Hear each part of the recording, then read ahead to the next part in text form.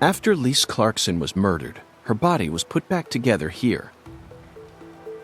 Just like how Galena's body was dismembered, then rearranged within the holding cell. Lena Doman and PJ's bodies were also blown to pieces in the end. Perhaps that's the nature of the curse that's taken hold of the Clarksons. What do you think, Zach? Is there any significance to these similarities?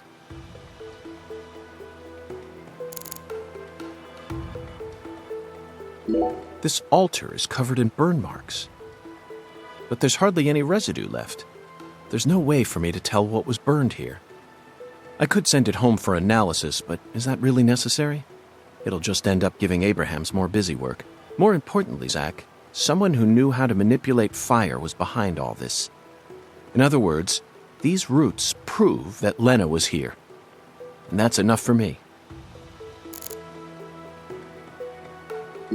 Zach, this is an ominous sign. Among all the different footprints here are a set made from engineer boots. Yes, I know. He probably only made them when he came to inspect the scene. I'm sure that Patty and I left our own set of prints here too. But how do you explain the set that's inside the yellow tape?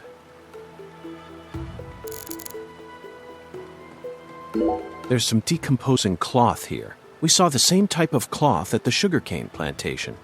They must have used that cloth when they transported Lisa's body. And who cares about mundane evidence like that? This isn't a case that can be solved by gathering the kind of evidence we'd need to submit to a court. These red seeds keep sticking out to me. But we need to figure out what's going on with this altar before we focus on anything else. Isn't that right, Zach? There's a flat, evenly weighted stone here. I bet we could use this to score an amazing stone skipping record. Let's give it a try whenever we get some down. For now, we need to focus on this investigation. These bridge beams have a very unique shape to them. One straight support in the center, reinforced by V-shaped columns coming up diagonally from the sides. Did this bridge always look like this? Oh well, I'm sure it has nothing to do with this case. Let's move on with the inspection, Zach. The growth is all missing from this particular section. It wasn't just cutaway. She used fire to burn it out. Everything was planned so meticulously, as if she wanted to show this altar to someone. That's why Chuck ended up discovering it.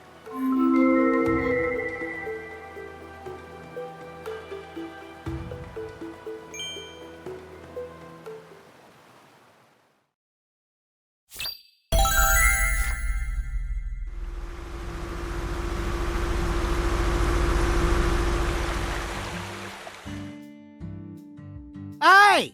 FBI!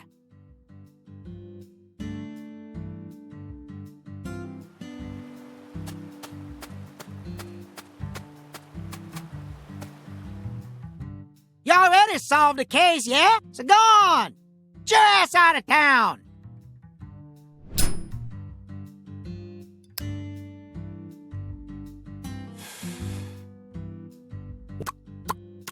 Shoot! Exactly how stupid every feller in town already knows that Professor... Hey, Chuck. Can you see... I'd see the whole damn thing, along with your stupid ass standing there. You told me that the poacher's boat you were chasing disappeared around this area, correct? Yeah, that's what I said, all right. What, you forget already?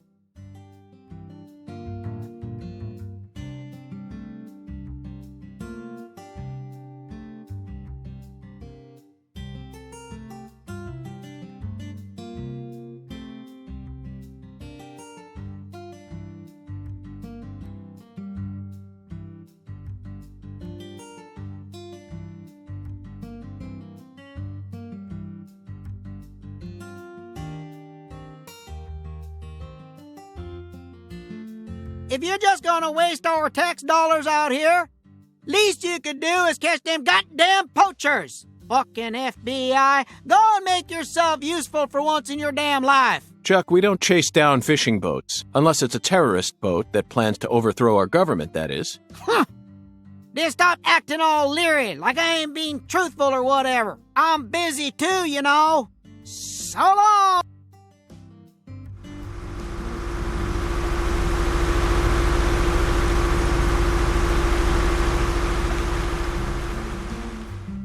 Zack, he just taught us what the true purpose of this altar is. It was built here so that the ritual could be watched from a boat in the bayou. What do you mean? They could have just walked out here. There's no reason why they had to watch it from a boat.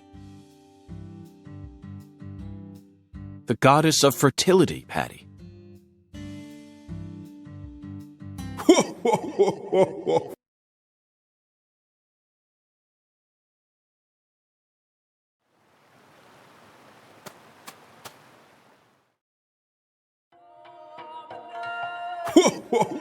The goddess of fertility. So much blood has been shed, yet you remain in this town. Surely, you know why. Of course I do, Hungan. My work here isn't finished yet. You know, I could really use one of your oracles right now. You're more fun than I thought. Here's the oracle you ask for. Listen with your heart. Speak to the 17 comrades who saw feel the holy Allah. The giant lady's finger points down. Poetic and graceful as ever, Hungan.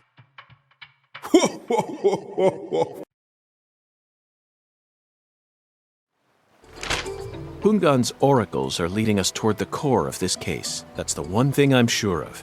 But don't misunderstand, Zack. I'm not blindly following him. I only follow my intuition. Metaphysical offender profiling. The 17 Comrades, that's it, Zack. The French established the colony of La Nouvelle-Orléans in just about 300 years ago. The only 17 Comrades that would have been around back then are the 300-year-old oak trees along this road. A majestic road lined by oak trees. Come on, let's go ask these sages of Lucare for some help. Zack, the Holy Allah is a shockingly simple, especially considering the quality of the oracle. It seems as if Hungan's poetic muse is finally running. The great thing about us Americans is that we can... Zack, there's no Allah. Don't think so hard about it. The Holy Allah refers to that one... The great thing about us Americans is that we can recreate our homeland anywhere. We're happy to transport crunchy baked... Zack, there's no... Don't think so... The Holy... The great thing about... That's it. I never doubted you, Zack. The Holy Allah refers to a water, specifically that water tower with its Clarkson family crest. It must be hiding some sort of clue. Let's fill the Allah and see what it yields.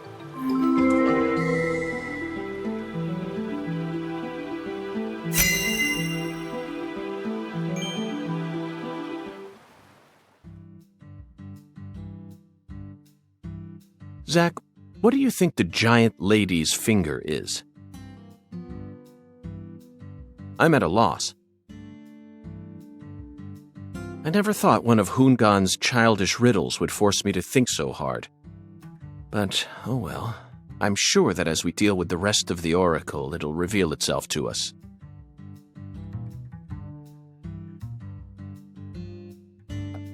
What? Is there something on my face? Listen carefully, Patricia.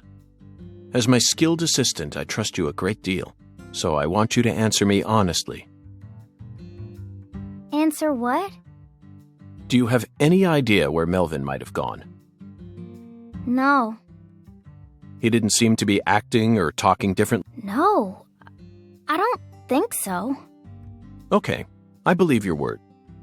Zack, we have a lot of work to do. It feels like we're finally approaching the climax here.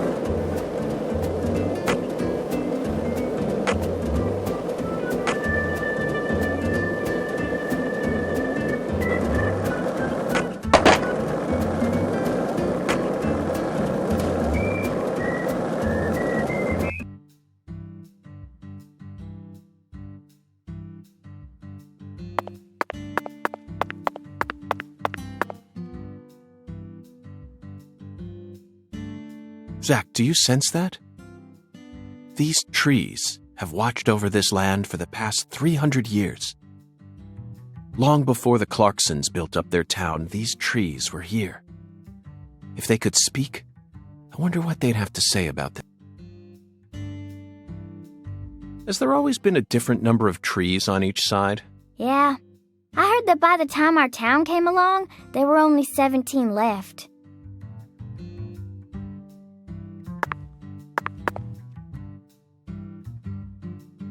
A general from the South might have cut one down during the Civil War. Intriguing, Patty. I don't know. Folks say he planted a red tree in its place. I don't know if that's true or not, though.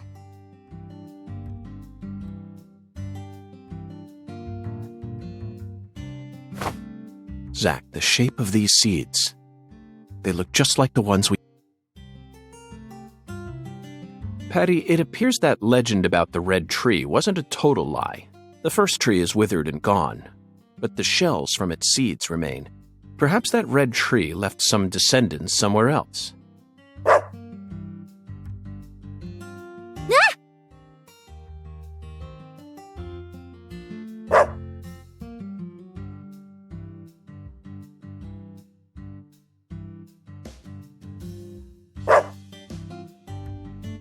Zach, he seems to know something. Doesn't it seem like he's trying to guide us somewhere?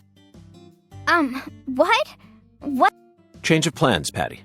Let's go on a little stroll with that Dalmatian.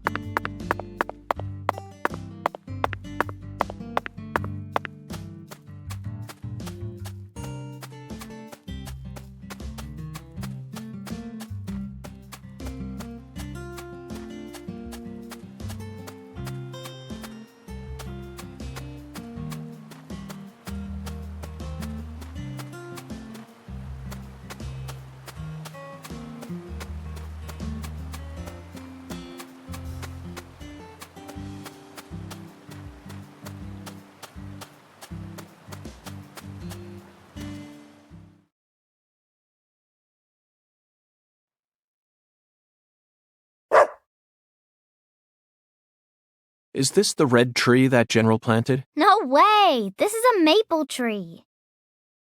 A maple tree? Then it shouldn't be red. You're right. That's strange.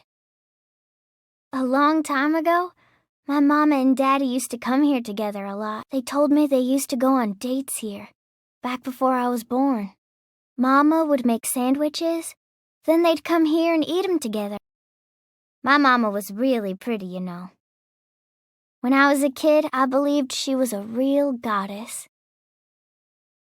Under the boughs of a legendary tree that stayed red all year long, one man managed to win the heart of the most beautiful girl in the world.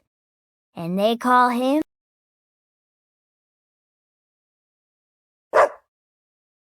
Looks like it's time to move on. What a fantastic guide we managed to... He actually waited for us to finish talking before taking us on to the next...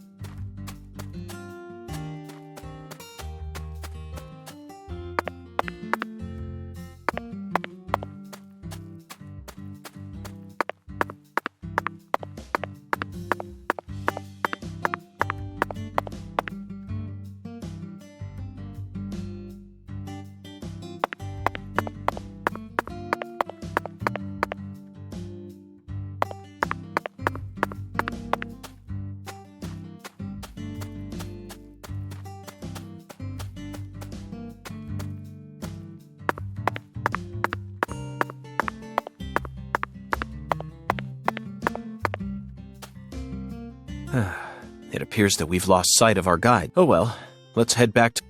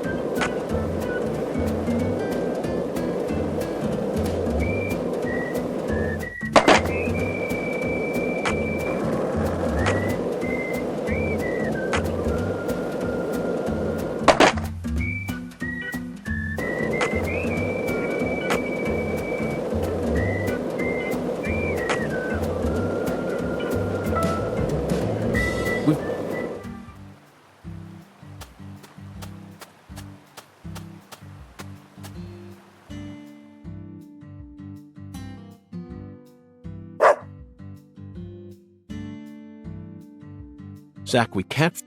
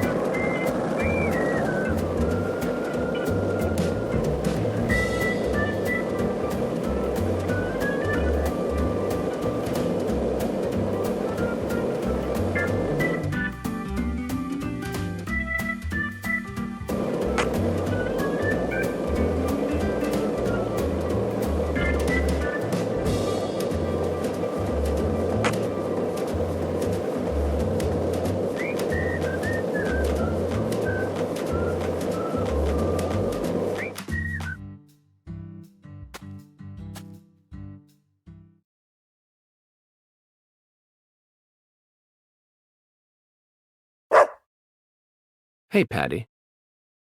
How would you rate this creation? Not bad, I reckon. They made good use of its natural form, while also pulling out the soul from within. The artificial color also looks pretty. You don't usually see this level of harmony. Something unnatural always ends up getting left behind. Zach, did you catch all that? She sounded just like the curator of an art gallery in New York. I think we may have just uncovered a new side of her. But unfortunately, I can't see anything artistic about it. Honestly, it looks insane to me. That's all I get from it. And there's no way that this is a descendant of the tree that the general planted.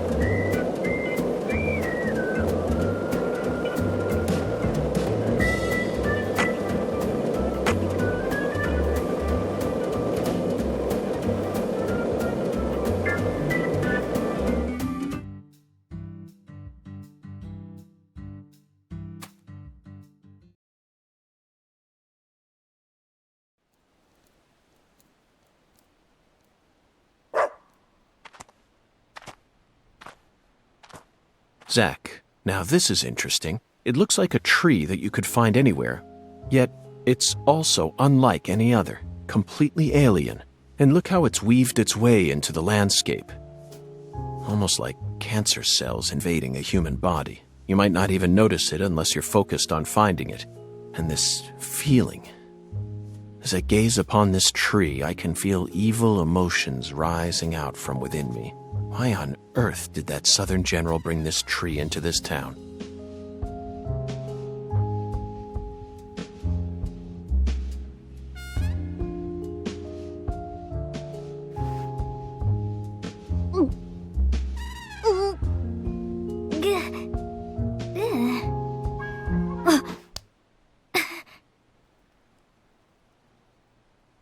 I promise to protect you from all the evil in our world. Do not touch this tree. Got that, Patty? Got it, Agent York.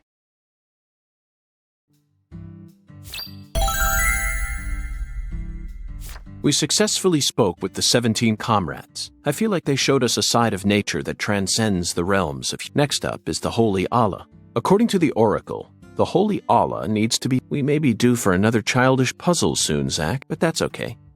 After all, we came all... Why not enjoy playing by their rules for a bit?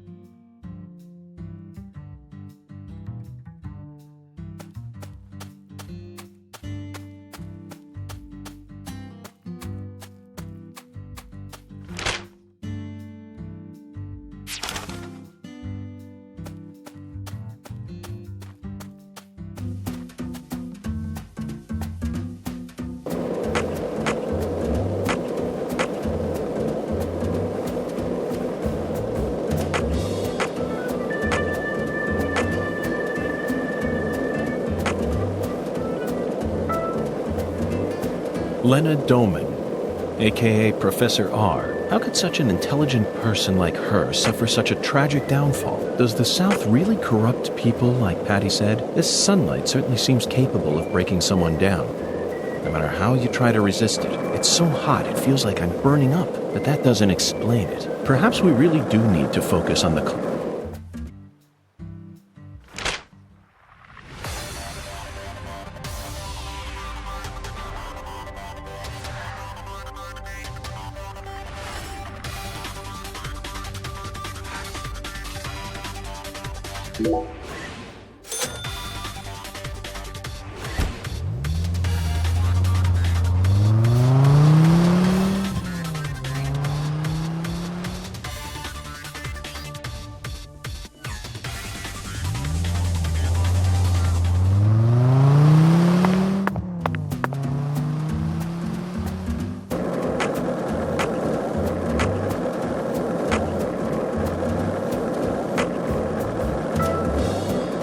Why do you think the Clarksons chose a dragonfly for their family crest? In some European countries, dragonflies are called devil's needles, and folklore suggests that they fly around, sewing up the mouths of children who don't do as they're told. In Japan, some samurai helmets are also shaped like dragonflies. There, dragonflies are seen as beneficial insects who march valiantly ahead, preying on the pests that devour crops. In other words, dragonflies symbolize opposite things depending on whether you're in the east or the west. But why did the Clarksons choose this insect to be their symbol? I can't help but feel like it's something deeper than the cliched image of dragonflies as guardians of crops. Gungan called the dragonfly a flying serpent. What if his interpretation was right on the mark? The Clarksons are serpentine.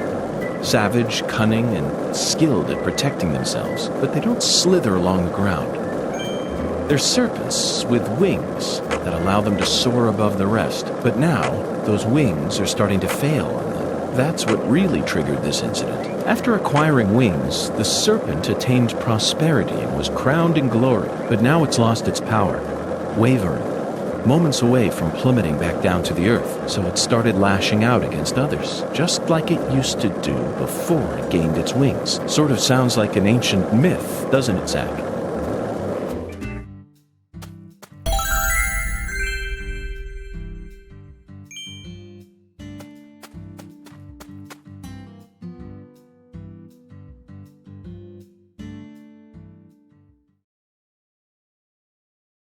This thing sure looks tall when you look at it up close. But why do they gotta build it up so high anyway?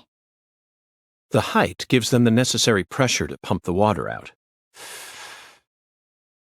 Also, building it in a spot where anyone could easily access it would only create more problems. Problems? In a certain Missouri town, they built the water tower low enough that a person could easily climb up to it. And that's exactly where a mass murderer decided to hide the bodies of all his victims. The water tower was so low to the ground that he could even climb up to it while carrying a dead body on his back.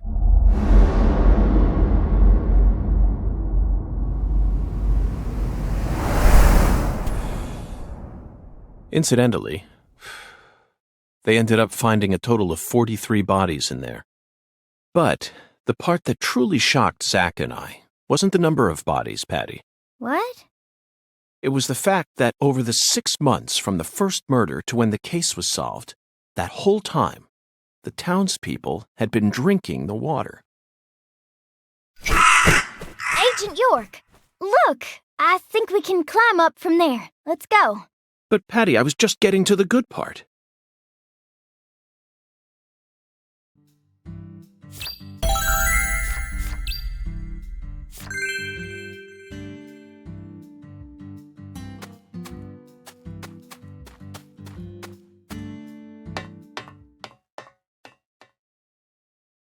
So this is our town. Looking down on it from here, it's hard to imagine any bad stuff ever happened at all.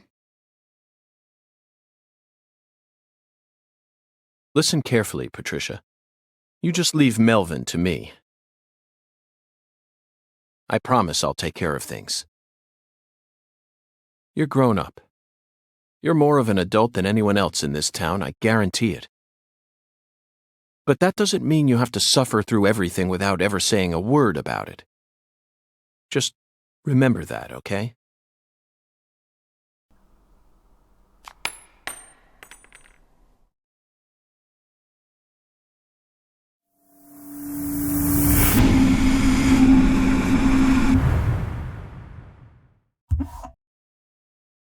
Zach, it looks like the holy Allah hasn't been sucking up water properly. No wonder the shower in our hotel room felt so weak. Patty, who manages this water tower? This is Lucare.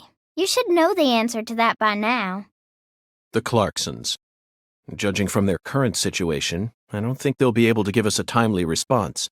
Yeah. Do you know where the water comes from? Probably Isaac Lake? That settles it. Let's fill the holy Allah and solve this problem ourselves. I knew you were gonna say that, Agent York.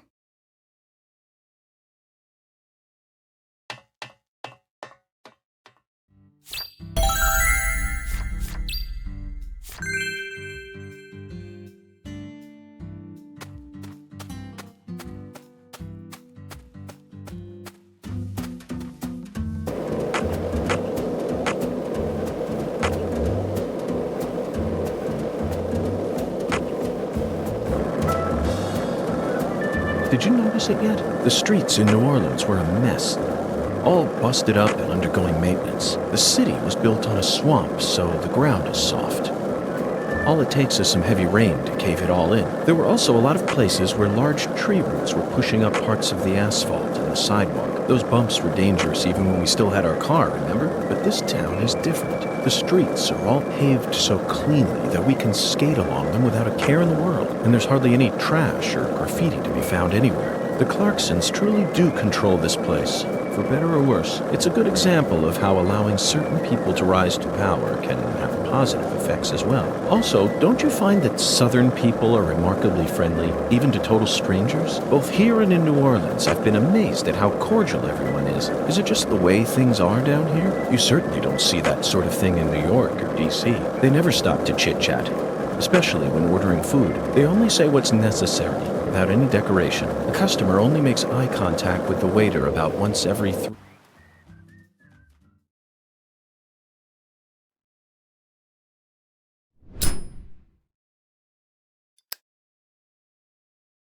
Isaac Lake? That's the name of the former head of the Clarkson family. When he retired, they built this lake to commemorate. That's why it's called Isaac Lake.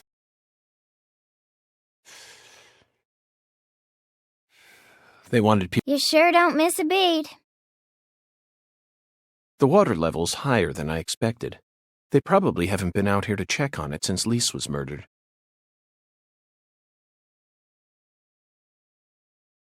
I bet that's where the water gets sucked up into the...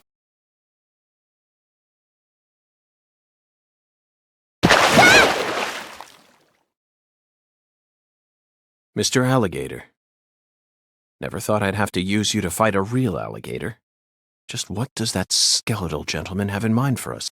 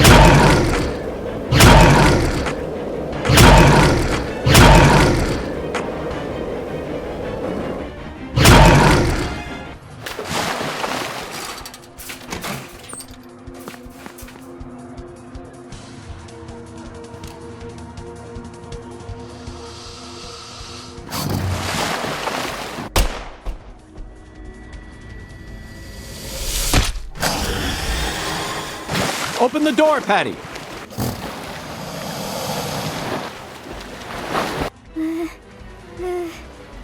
Now, Patty!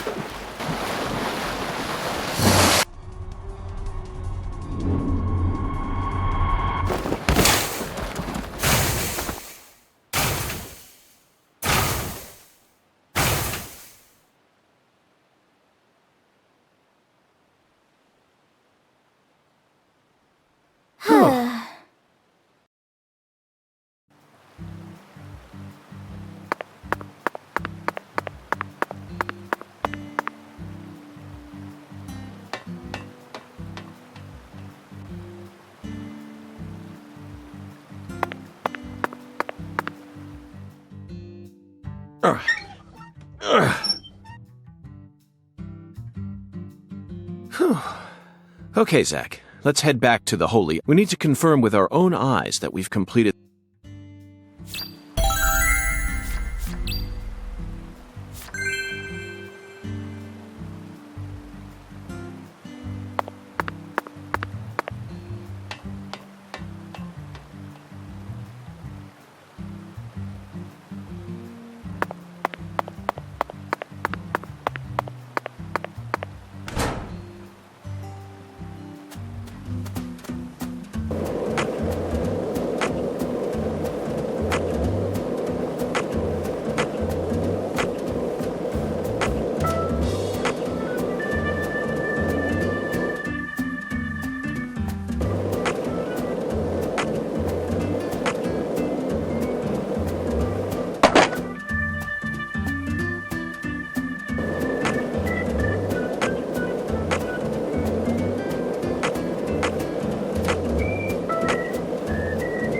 1 lollipop?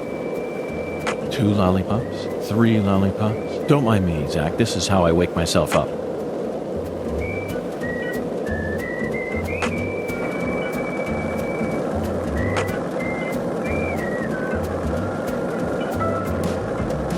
This town sure is peaceful, Zach. Yes, I know.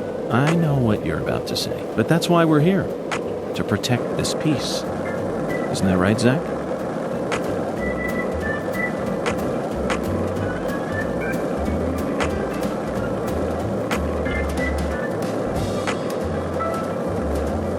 Hey, Zach. Oh, nothing. Just felt like saying that.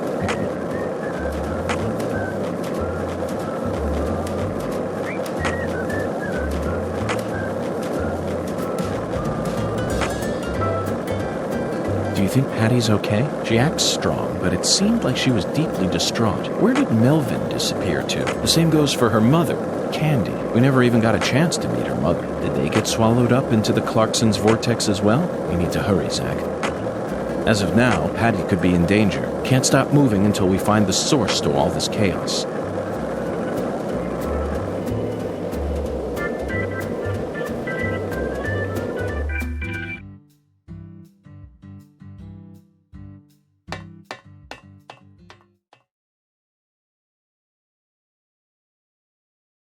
Zach, the holy Allah is filling up.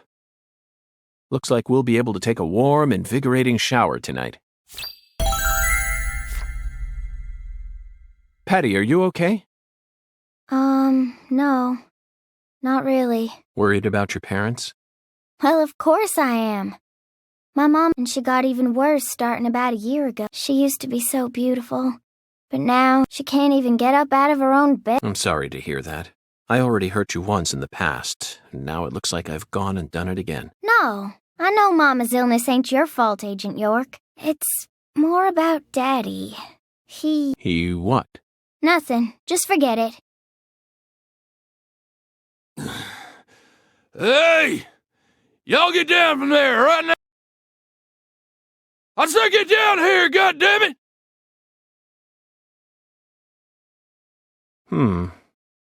The heir to the Clarkson legacy has come for us, Zach.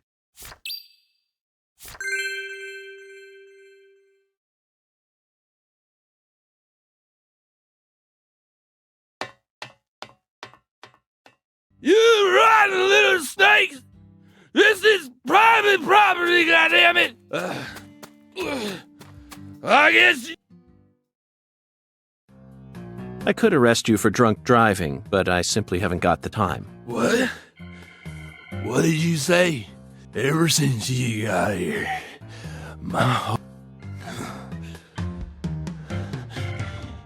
you came here to destroy the Clarksons. Satan? Not quite, Daniel. I'm just an agent carrying out a mission in accordance with federal law. On the contrary, I came to put a stop to all these problems. You might even consider thanking me for it.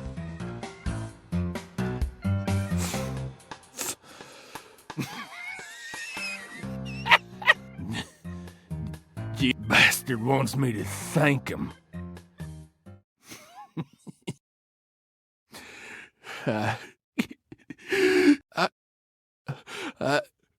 You reap what you sow. God damn it. Whether you like it or not, you're the new heir to the Clarkson legacy.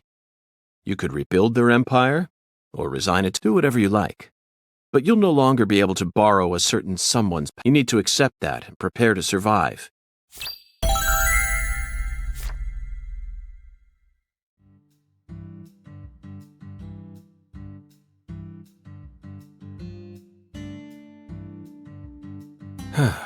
Zach, it's no use. The skeletal gentleman is a strict one, that's for sure. We're going to have to figure out what the giant lady's finger is if we want lady's finger. I'm at a loss, Zach. The only thing that comes to mind is a certain lady in glasses who displayed the student driver who was driving the car that Leslie Nielsen jumped into in order to chase down a criminal. 1988, directed by David Zucker. That car chase was terrific. It felt like we were watching one of our own car chases from the real world. That director must have gotten some advice from actual police officers. Otherwise, there's no way he would have been able to film such a realistic chase. Hey, Agent York, can I say something?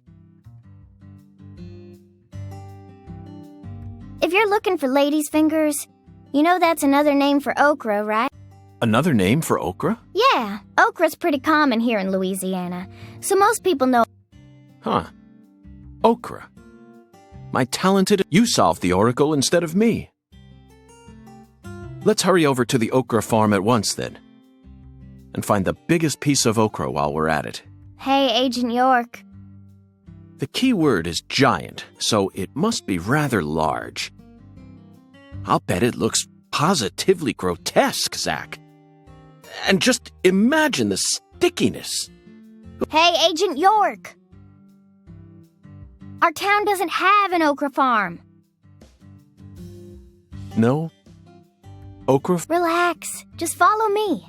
I reckon.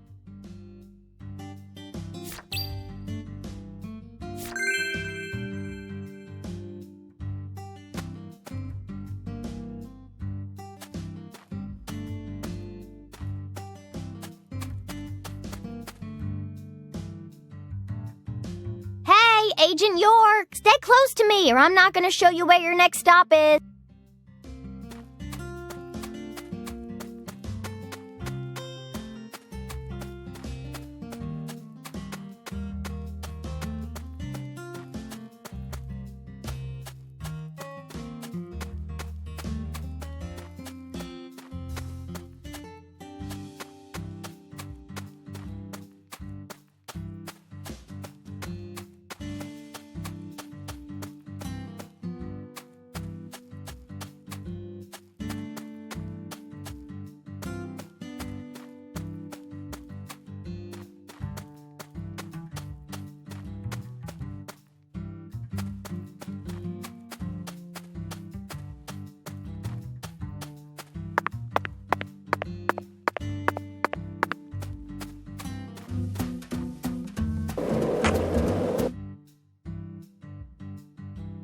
Not that way, Agent York. Stay focused.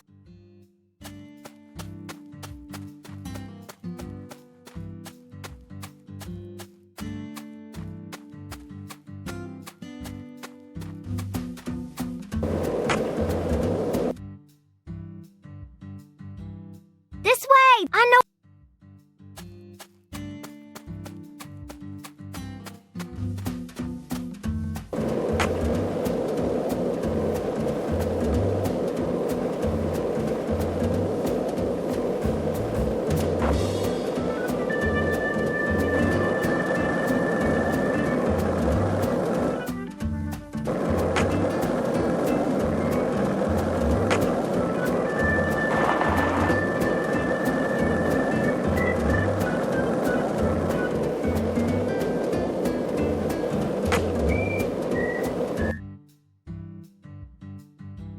This way! I know where the giant...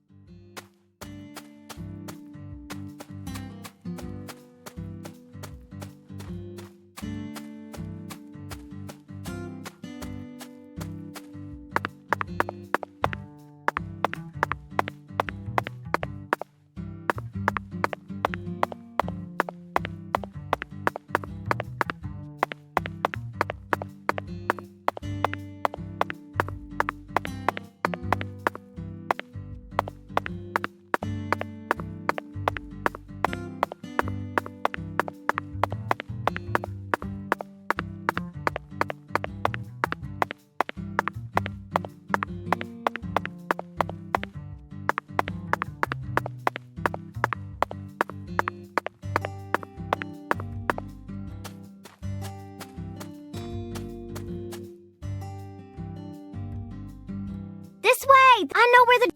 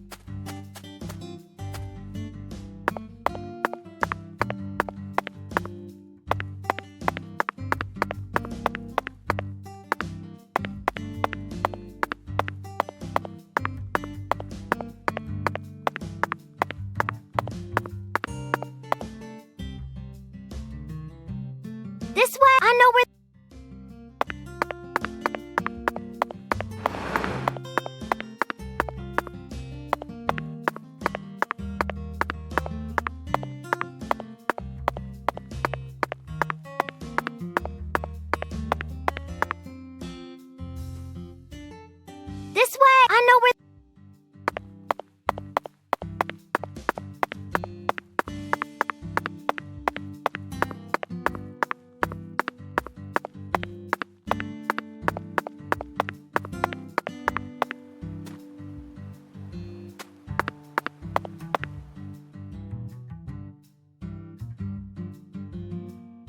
This is the giant lady's finger, Okra Boy. He's kind of like the town mascot. Okra Boy. You're right. No matter how you look at him, he really... But, Patty, there's no... That's right. Then why did they choose Okra for the town mascot? Good question. He's been here for as long as I can remember. Daddy said he remembers Okra Boy being around when he was a kid, too. The plot thickens.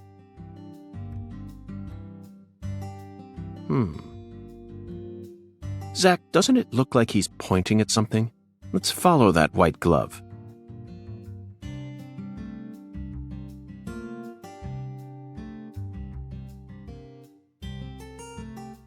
Patty, that's it.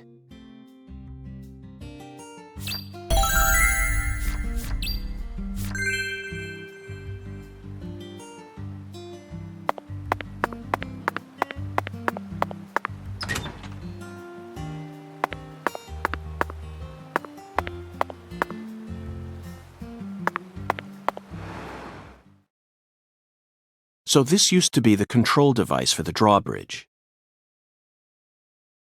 But it looks like its insides have been replaced with something else. Oh, yeah. I remember Daddy telling me about this. This drawbridge hasn't been used for decades now, so the control room doesn't work, and the power's been disconnected.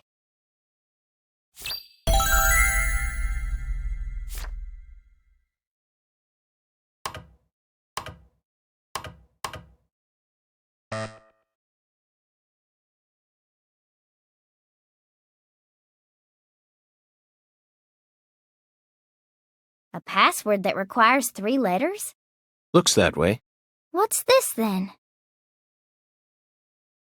There's an H on the top, bottom, and...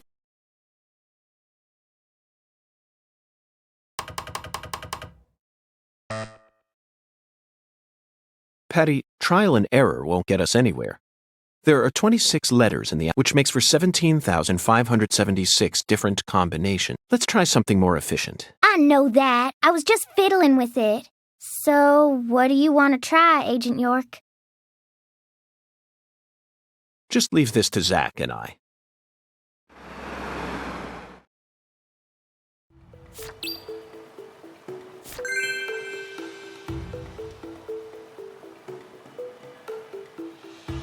Zach, this password may look complicated at first glance, but you needn't worry. This is a chemical formula.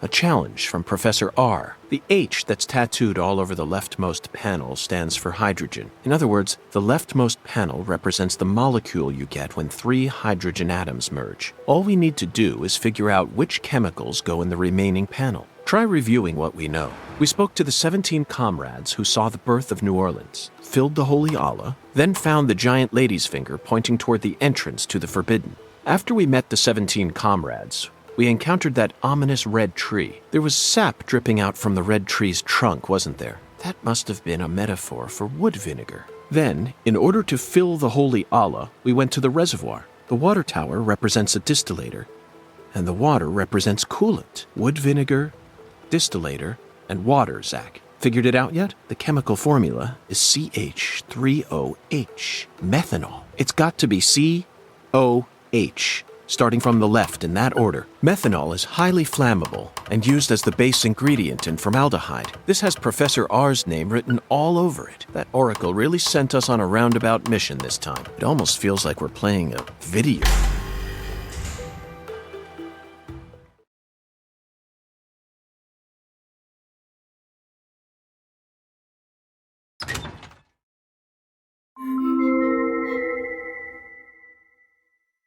That must be the entrance to the Forbidden, Zach. You can't touch that! Smarty pants scientists said no. Avery Smith, drawbridge don't work no more. You're right, Avery, but don't worry. I got That's right. Permission from The president? Okay. I didn't see nothing.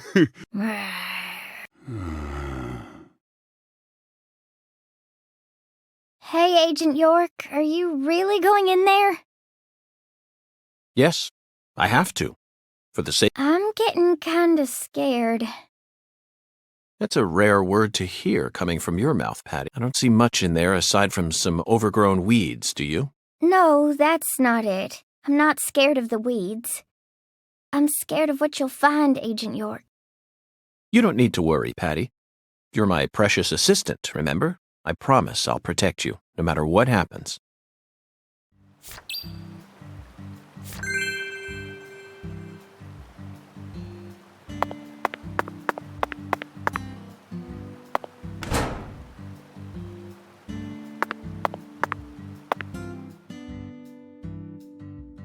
Patty, the truth is, when I first saw Okra Boy, I remembered something horrific.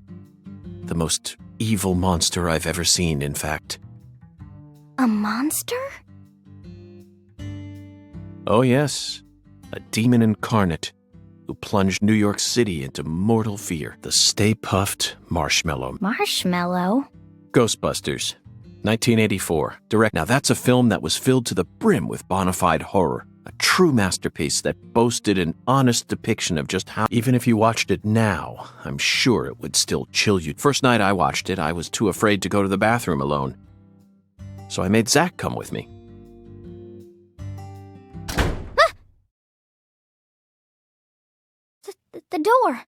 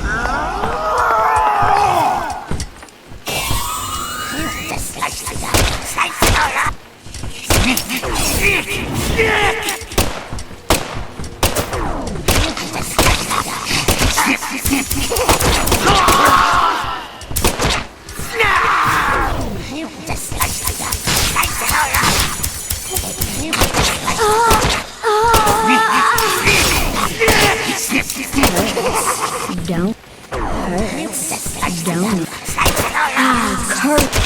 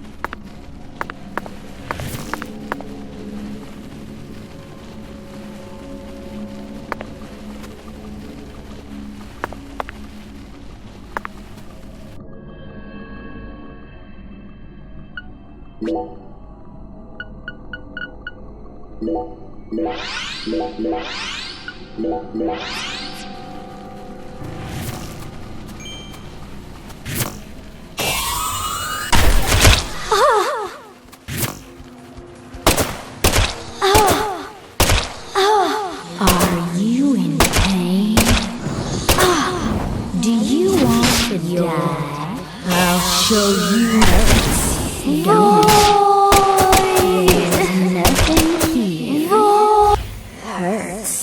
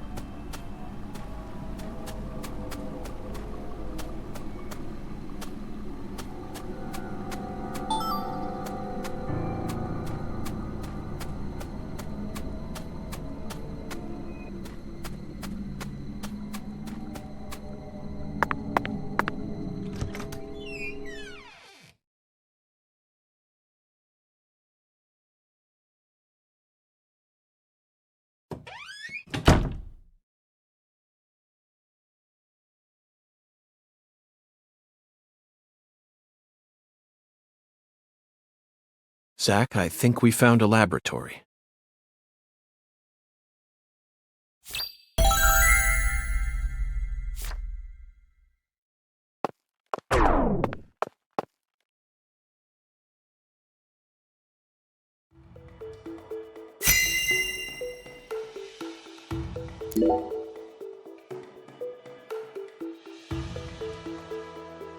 Ugh.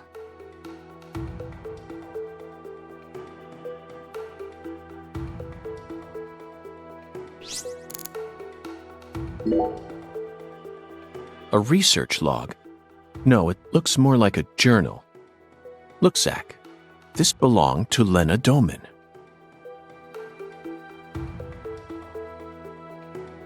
A professor to the very end. This book is filled with all sorts of detailed notes.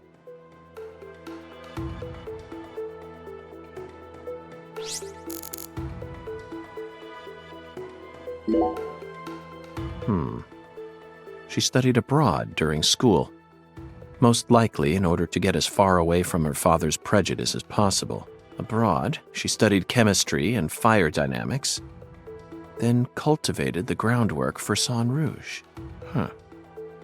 If what's written in this journal is to be believed, Sang Rouge is a naturally derived substance. That must mean it's something akin to ayahuasca, the hallucinogen found in the Amazon region. But Sang Rouge wasn't actually produced here. It appears that a special environment is necessary to summon the red demon.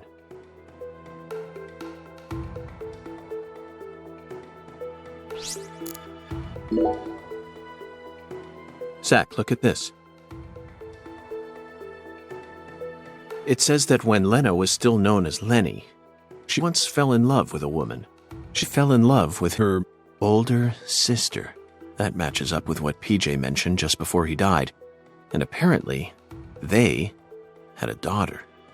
The Clarksons' family tree is far more complicated than I could have imagined. You can say that again. And here it says that the Clarksons' older daughter later fell in love with someone in town and got married.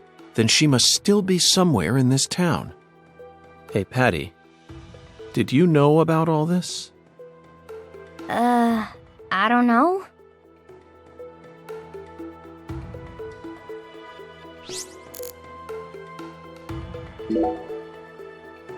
This entry is from right after she became Lena. Zach, what could this mean? A salesman passing through town gave me an epiphany that changed my life. She didn't create San Rouge until after she met this person. And from that point onward, she started fanatically worshipping someone. She also ceases to mention anything more about her older sister, and the word goddess of fertility starts appearing everywhere.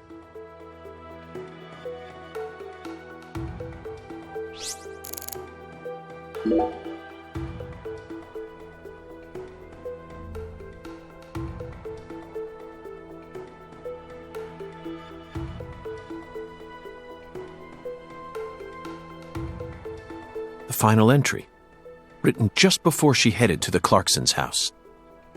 No one can stop my plan. Not even me. My only worry now is P. I only pray the fool king can stop him.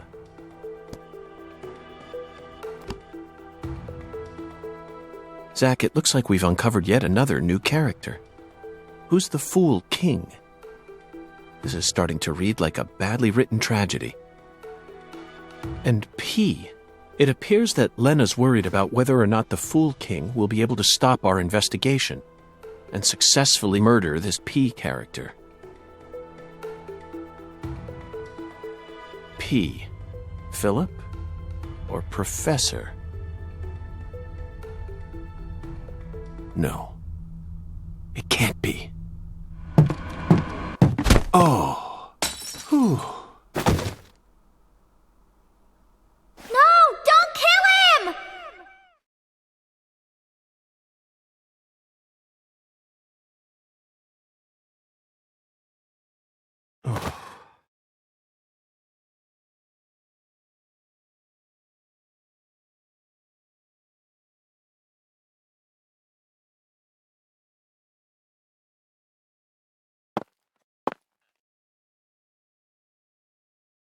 Whoa, whoa, whoa, whoa, whoa, whoa. Oh. Hi there, Hoongan. Long time no see.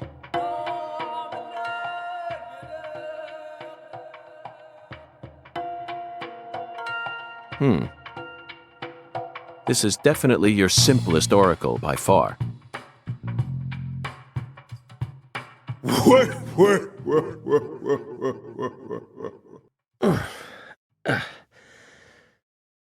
Patty.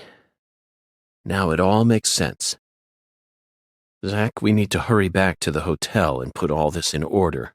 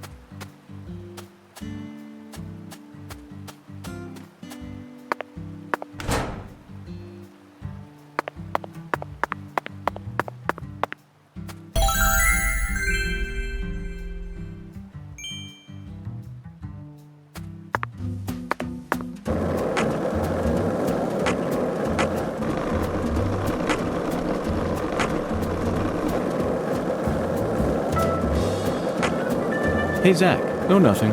Just felt like saying that.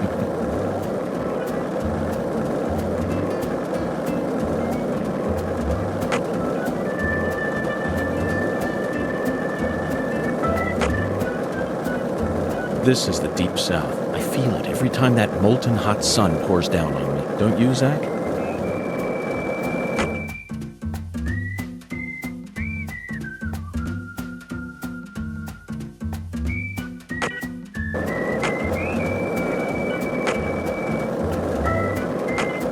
This is the Deep South. I feel it every...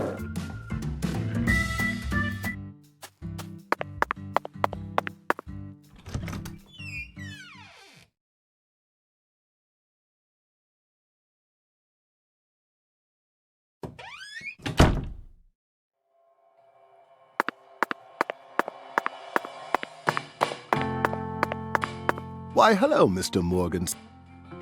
Jolly good, sir. Do give me a tinkle whenever...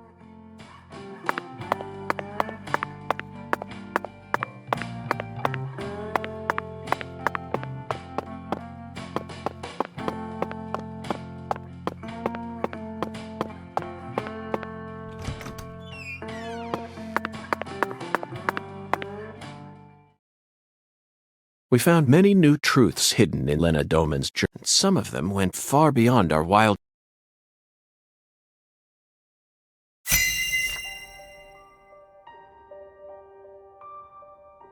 First, we should clear up who PJ's first daughter is. She was a complete mystery until now. But after reading Lena's journal, I became convinced she still lives somewhere in this town. Lena's journal stated that this woman married someone from the same town. Did you figure it out yet, Zach? Who is PJ Clarkson's first...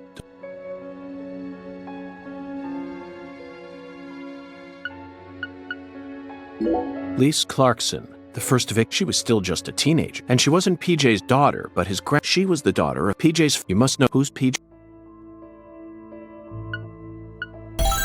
Yes, Melvin's beloved wife and the most beautiful woman in town, Candy. She's PJ Clarkson's first daughter, which means that just like Galena, Candy also carries his blood. Now we know why Melvin said that Galena was a beauty who could attract a lot of attention. Candy had no interest in the inheritance and was also sexually liberated. That must be why PJ ended up coddling Lena so much. Candy is supposedly sick, but she's now become... She must be why Melvin's gone missing. Melvin's beloved wife, Candy, committed a transgression in her past. Zach, what was it?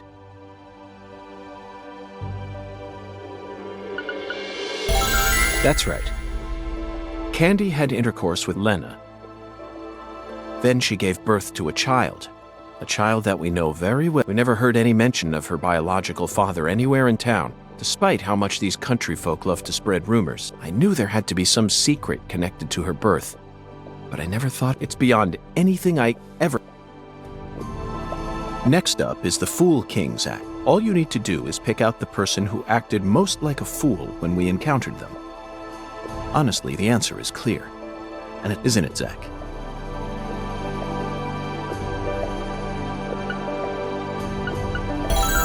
Melvin. He's got to be the Fool King. The way he's acted from the moment he located Lisa's body, the way Galena was murdered, silenced, without any... His discord with the Clarksons, the words PJ left, and the engineer boot prints we saw at the discovery site. It feels like the missing puzzle pieces are all falling into place now. But why did he decide to take part in Lena's plan? According to Patricia, he seemed to be avoiding Lena. There's no way he actually could have believed that the goddess of fertility... Oh, so that's it, Melvin. As you nursed Candy, you too became corrupted by drugs. Rob people of their judgment. They slowly but surely eat away at their users. That's most likely the reason it took Lena so long to enact her plan. I don't know what to say, Zach. This is absolutely unbearable. Lena fell in love with her older sister Candy, and the two of them had intercourse. But afterwards, Lena realized that there was a disparity between her body and her mind, and descended into suffering. Finally, Lena left home and decided to live on as Professor R. Meanwhile, Candy fell in love with Melvin, which led to her... I could only guess that Lena and Candy's relationship continued after they left home. Then, their strange love transformed into something else that bound them together. Lena must have periodically delivered San Rouge to Candy as offerings to the goddess of fertility. It's hard to keep going with this, Zach. You know where it's all leading, don't you? If Lena's plan was to kill off every last Clarkson aside from her goddess, then her next target is PJ's last living descendant. She's in danger.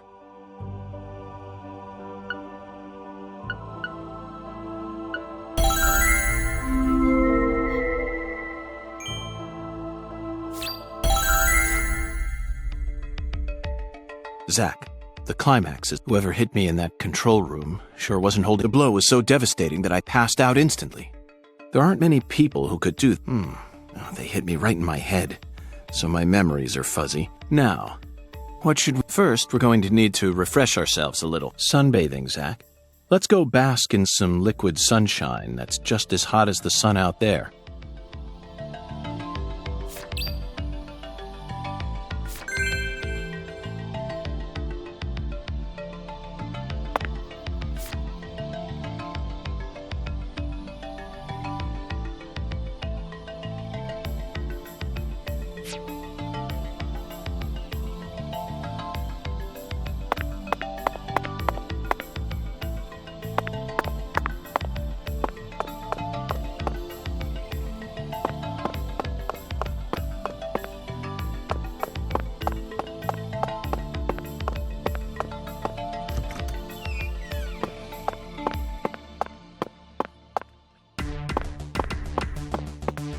Hey there, Chef. How's it going? You still here after what? Not. Our work isn't complete. Oh, yeah? May I trouble you for a cup of coffee? As hot as this blistering midsummer sun. Huh? Are you out? I'm dead serious. I will have you know this is a high-class establishment. I'd never served such a... All folks can drink here is a melody. If you fixing to drink that muddy water, you'll have to go on over to my little... Or would you like to switch up?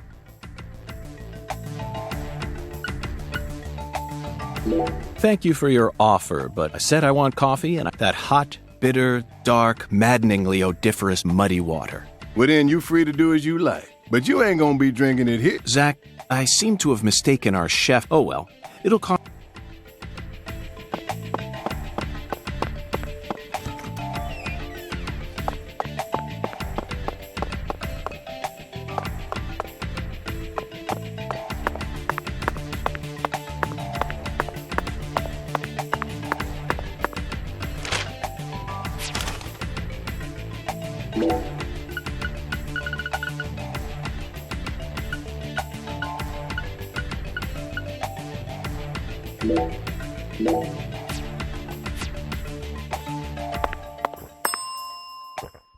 What? You need a ride? Okay. What?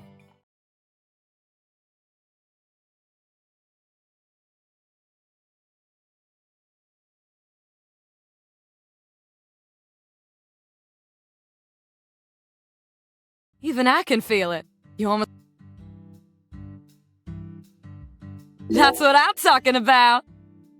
Come on, get...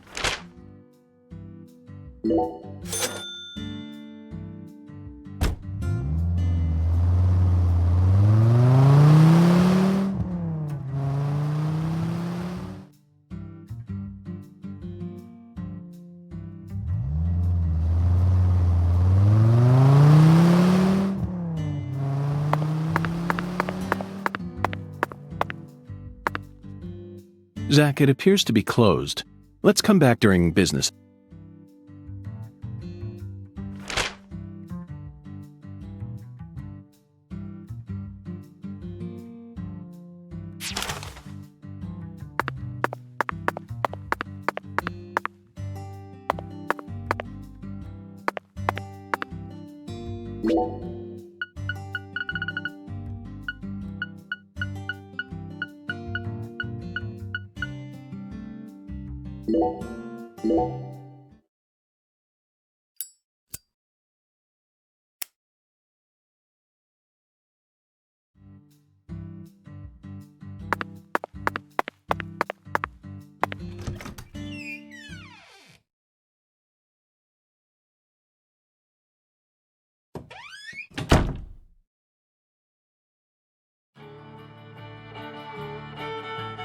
Oh, my lord. You sure look pooped, honey. Hello, Alexis. Yes, someone did quite the number on me. Must have given you one heck of a shiner.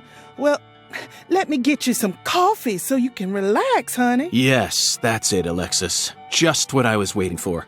Would it be possible to get an especially pungent cup, smoldering with all the heat of the southern sun? Coming right up.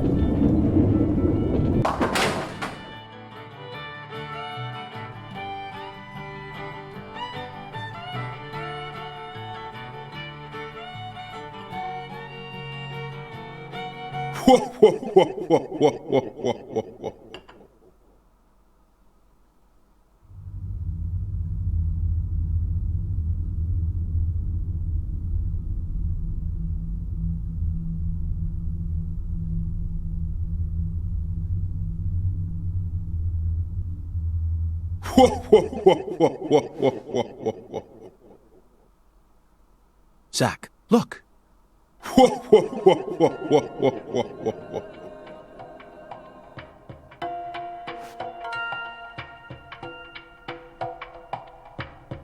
Patty.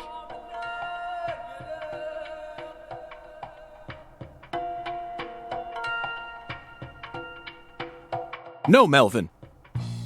No!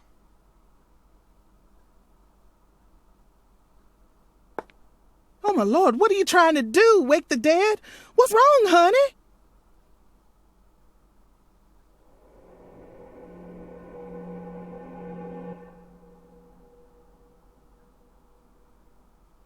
Where is this boathouse located? Oh, my lord, what's going on with you? Your poor voice is positively trembling. Just tell me. Where is this boathouse located? There's lots of boathouses around these parts, honey. Your guess is as good as mine. Well, then can you at least tell me when this photo was taken? Looks to me like it was taken during the Clarkson Campbell wedding party when PJ married his ex-wife Audrey. There was a building this tall in town back then? Oh, you know what? That must be the cold storage warehouse. That big billboard on the roof is the Clarksons, see? I bet you'd be able to get a great view of all the boathouses in the swamp from up there. Thank you. That's all the info I need. Would you mind if I borrowed this? Shoot, of course not, honey. Thanks for your help. And keep the change. Oh, my lord.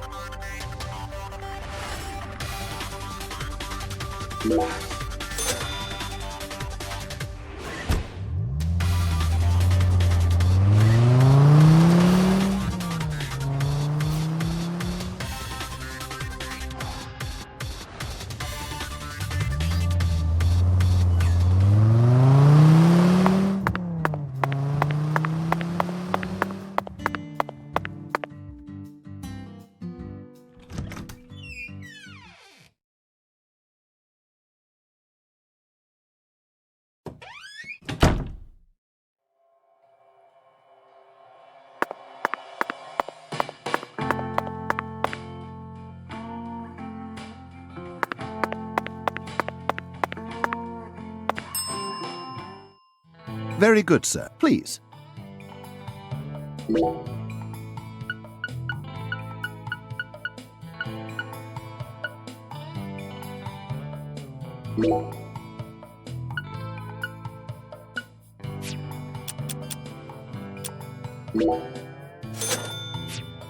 Serving you is my... Please do...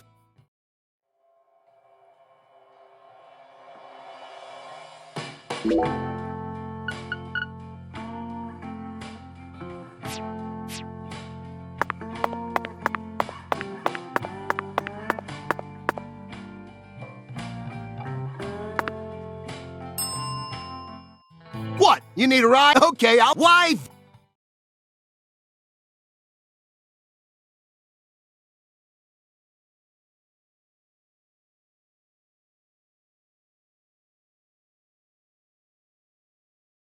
Even I can feel it. You almost got this sucker solved, ain't you? That's what I... Come on.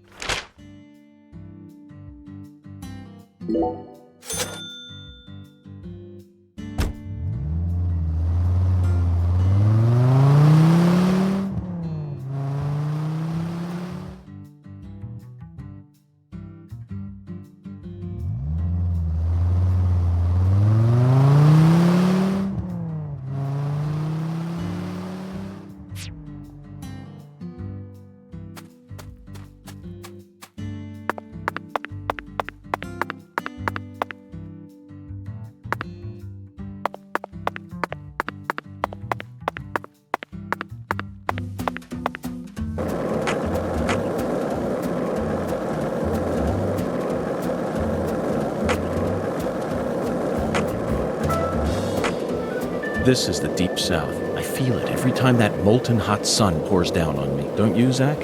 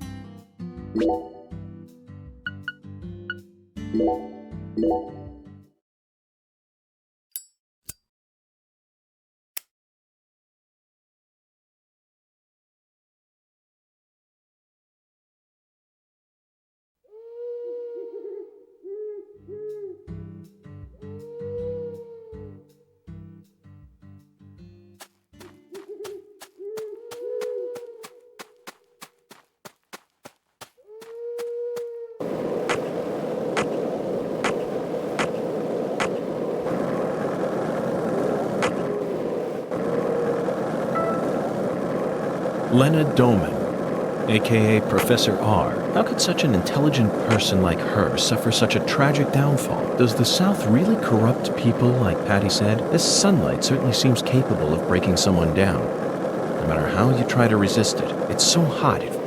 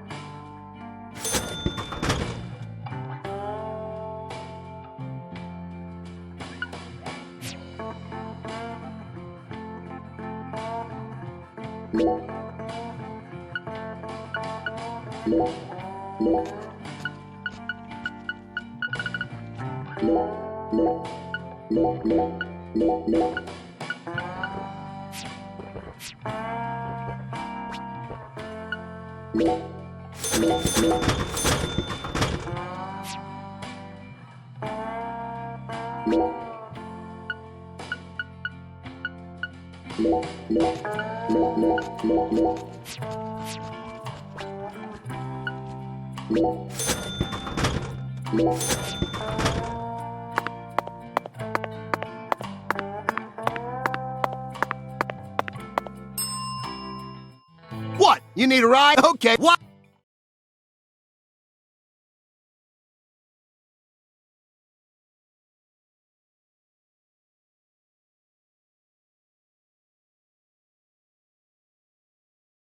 Even I can feel it. You almost got... That's what I'm talking about.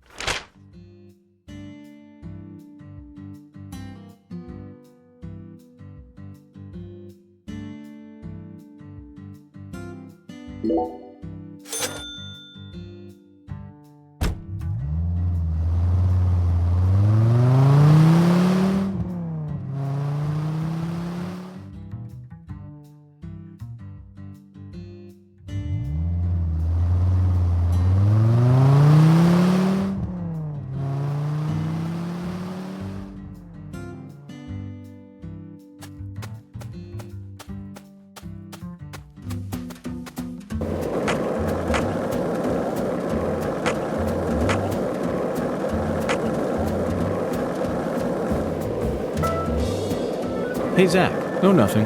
Just felt like saying that.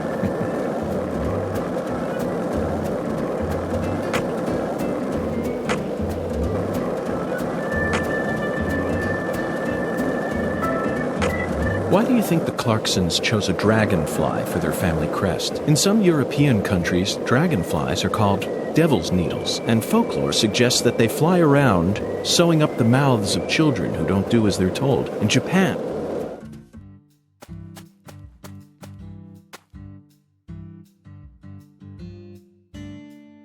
Oh, it's you. I think I get what you meant now. You'll no longer be able to borrow a certain someone's power. Well, those words woke me up. You... Now this is a surprise, Zach. Can a human being really turn themselves around this quickly? Hey, come on, don't say that. I lost my baby girl, my wife. Blaming it all on someone else. What are you here for, anyway? Thought you... I'd like to get your permission to climb up to the roof. Right up to that hideous sign there. Oh, is that all? Well, go on ahead. If you need to go up there, then by all means. Danny, I'm not a genius. I never even gave a single thought to P.J. Clarkson's first. I never considered the possibility that Lena had a child either.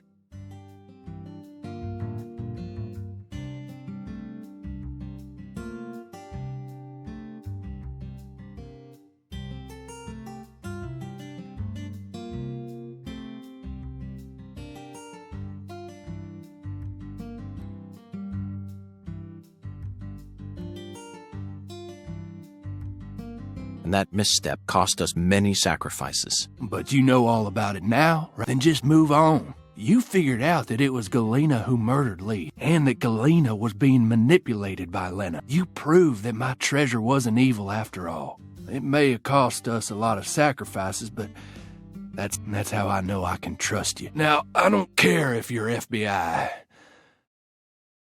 Whoever killed my treasure, I want to track him down. But I'm a Clarkson. All Clarksons got a job.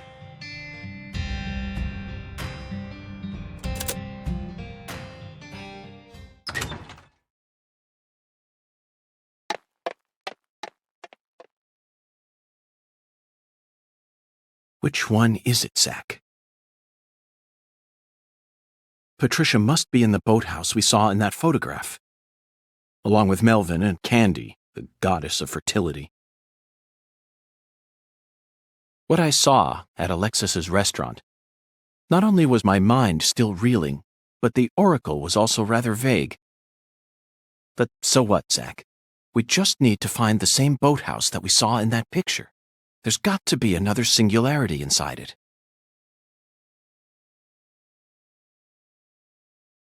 Zach, that's the boathouse. It's right where the photograph was taken.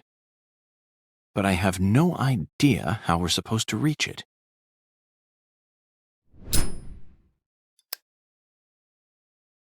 Zach, it looks like we have no choice but to head back to the starting line.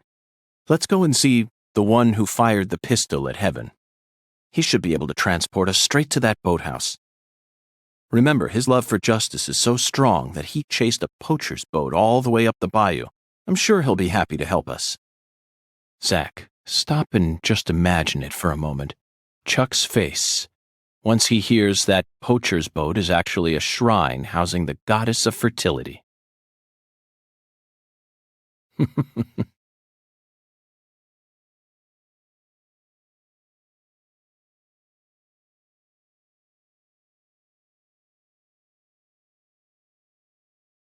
What's this?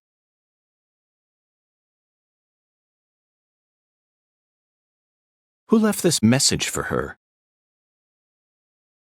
Zach, you know what? I forgot all about our 10-foot giant.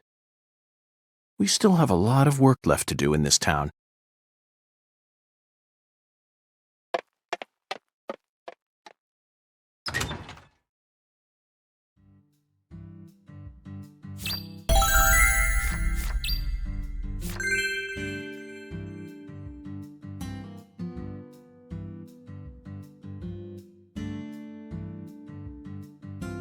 Zach, there's the biggest man we've seen in town thus far. Let's talk to him just in case.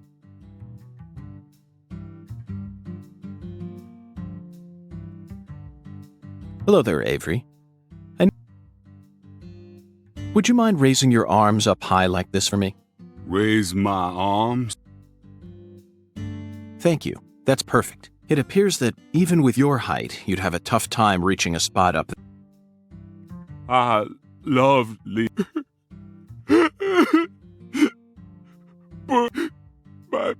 Avery, I understand how you feel. I'm sure that Lise does. Oh yes, I guarantee it. Right now, I'm trying to eliminate the cause of her death. But I need your assistance. If you ever see a man who looks taller and stronger than you, I want you to let me know. I will.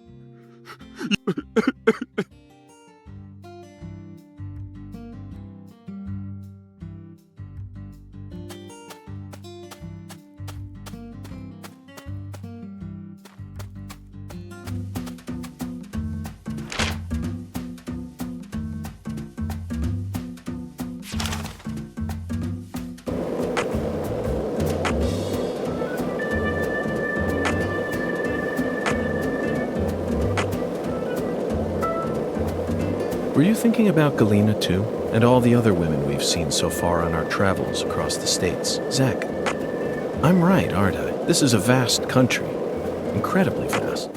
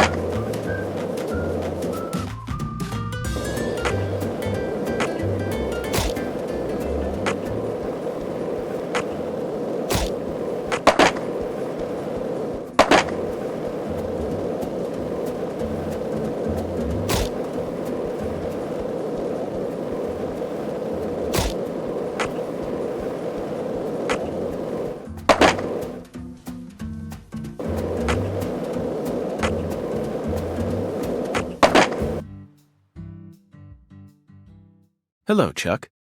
The time has finally come to catch that. Oh, now he thought you FBI boys. Ain't that what you said? Unless it's a terrorist boat that... You're exactly right, Chuck. I discovered that boat does contain perpetrators who are potentially capable of overthrowing our country. Perpetrators who are deeply connected to a new drug called Sang Rouge. And you expect me to help you? Yes, I need your help. I see you got the balls to match just how big a goddamn prick you are. Poachers can fuck with my farm all they want, but the moment drugs get involved, all of a sudden, guess what? I don't give a shit.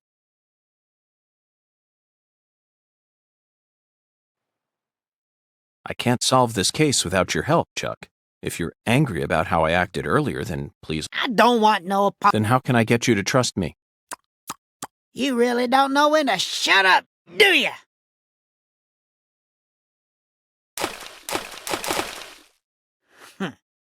As you can... Chuck, that was amazing. Absolutely incredible. How did you do that? Thanks? I don't know. The answer lies in his physical advantage. That's it, Zach. Your stance when you toss makes all the difference. I can't get over how beautiful his stance was. Just what am I missing? You like skipping stone? You know, I always trust a man who knows how to skip good. See, the key to skipping is how close your arm is to the water when you throw. You also need accurate speed, an accurate wrist snap, and accurate timing when you let... That's why short folk who stay low to the ground and keep a low profile like me, and that's how I reckon I can trust a man who knows what skipping's all about. Got it? If you want my help, you gotta impress me with your skipping. Then I'll lend you...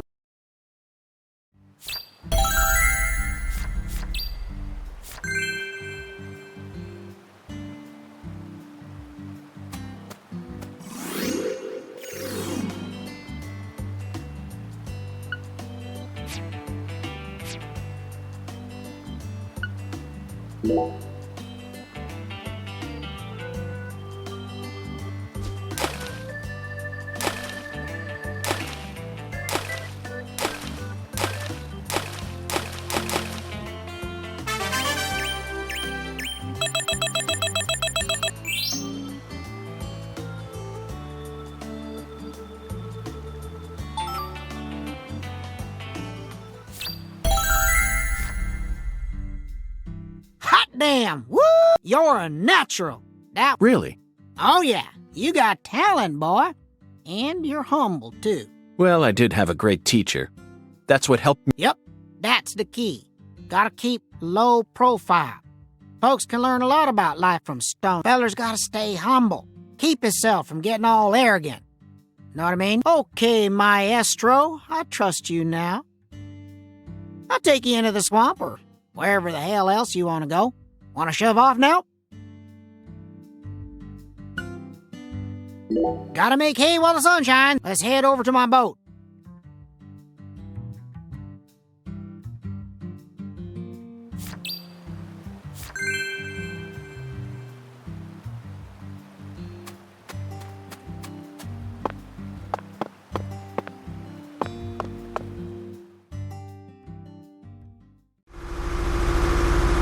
We gotta go round a bit to get to your boathouse. It ain't the safest route out there. Zach, this is exhilarating. It's like an amusement. Hold on tight now. This is yet another reminder about just how vast and varied our homeland of America is.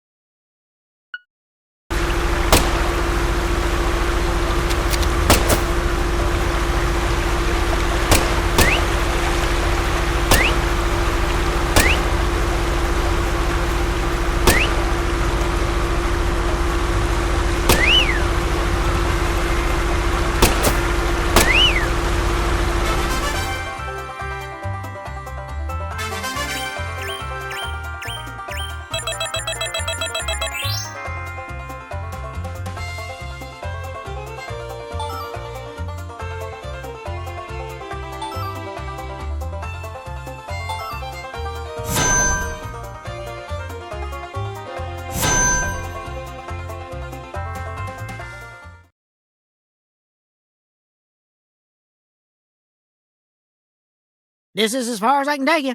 You're gonna have to walk. Thanks, Chuck! Hey, you hear that there's a storm coming. You better... Oh, yeah. And folks, so be careful. Just give me a holler if you need me to come get... I do always trust a good skipper. I appreciate all your help.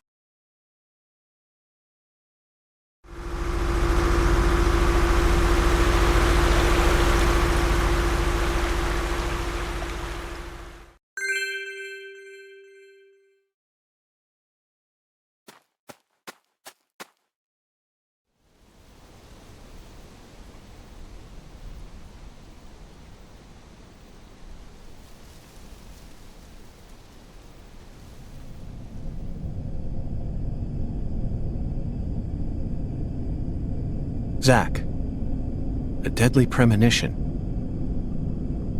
How do you feel about this one? Honestly, I'm torn. I know the truth that awaits us here isn't one we want to accept. But we have to keep marching ahead. We're FBI special agents, remember? The United States Department of Justice has authorized us to deliver justice in their name. You know, sometimes I get to thinking, why did I ever decide to work in the justice sector?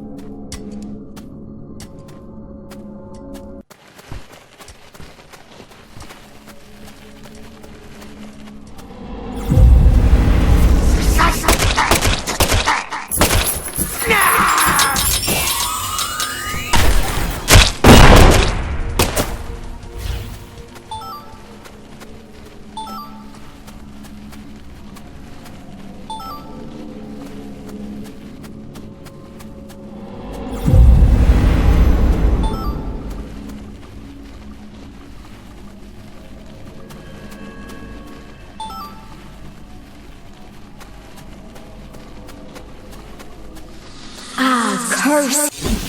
Void.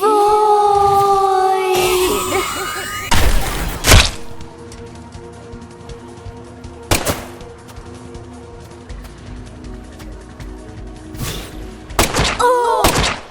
Void.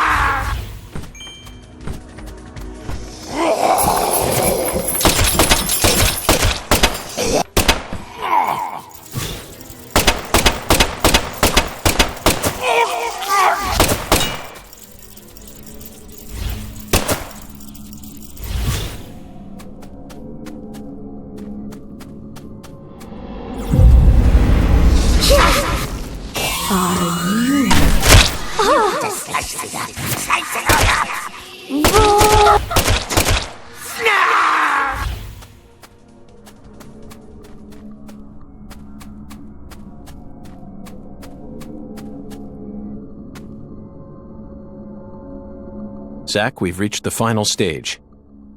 Are you prepared for the truth?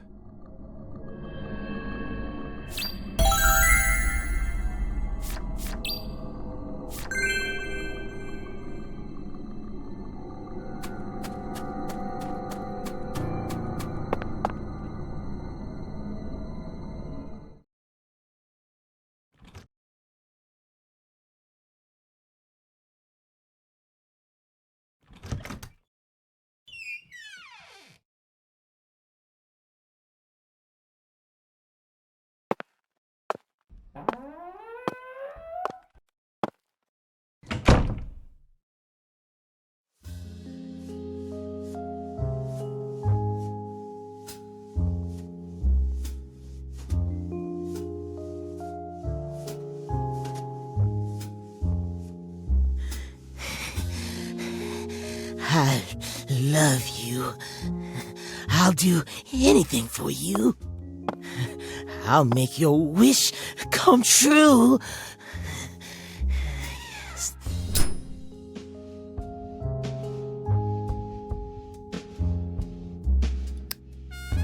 You stand before the goddess. Mind your manners.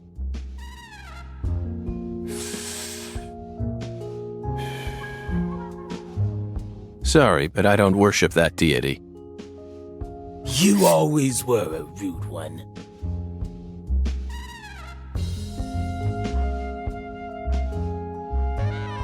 Patty, everything's all right now. Just come over to me. She can't hear you, York. Patricia's already in a trance. Outside voices can't reach her. You didn't. Sang Rouge? Now what kind of fool do you take me for?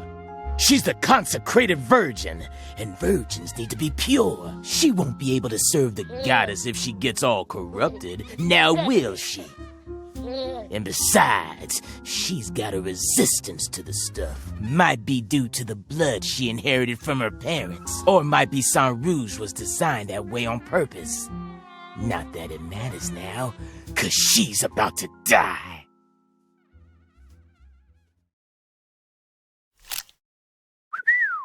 I wouldn't do that if I were you, York. Or did you forget who gave you Mr. Alligator to begin with? You think I'd hand you a weapon without any sort of safeguard in it? This is straight out of a bad C movie, Melvin. Call it what you want, York. But I'm the main character here, and you already played your part. Now that Candy's become the goddess, I will take her once more and claim my seat as the king who rules this town. Yes, I will be the one who rebuilds the Clarksons' legacy! Power isn't important to you, Melvin. All you care about is your loving family, remember? The man who won the heart of the most beautiful girl in the world. Melvin Woods. We can still stop this from happening. You just need to wake up, Melvin. York, you really are a second-rate man. You're incapable of understanding how other folks feel. Lena was the one I loved. Candy's merely the symbol we use to restore the Clarksons' glory. The goddess of fertility is just an idol designed to guide our people down the proper path. I devoted everything I had to Lena. Hey, Patricia!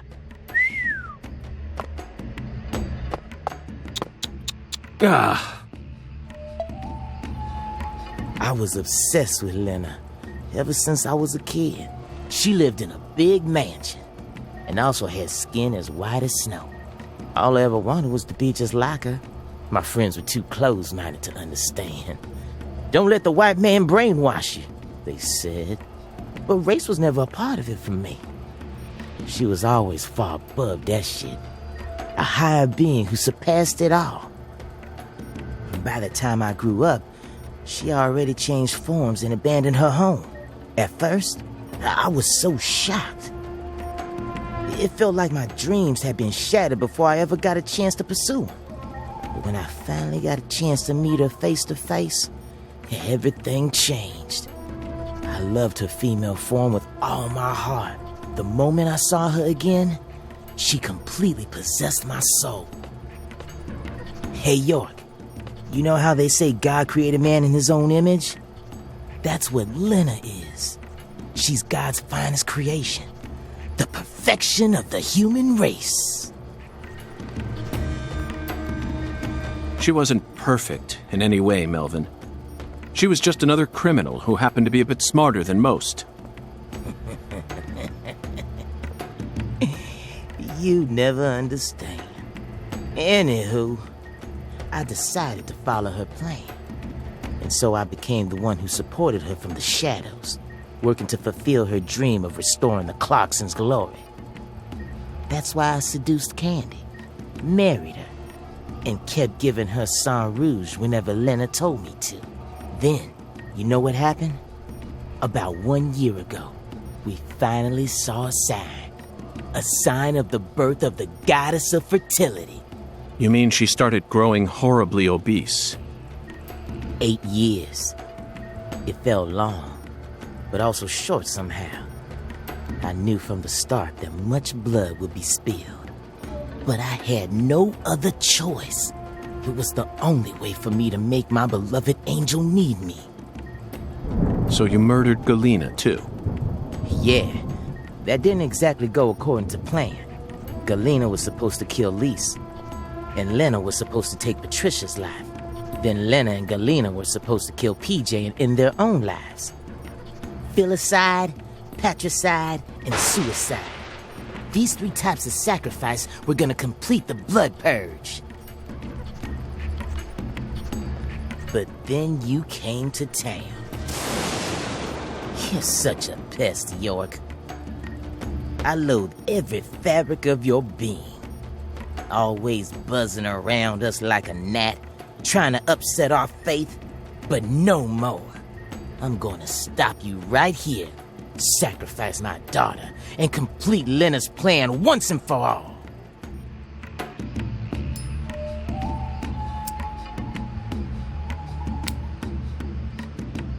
There may have been some hiccups in the plan, but the result won't change. After all, I'm her daddy. In the end, the goddess of fertility and her king will be the only ones left. We'll find a way to make do on our own.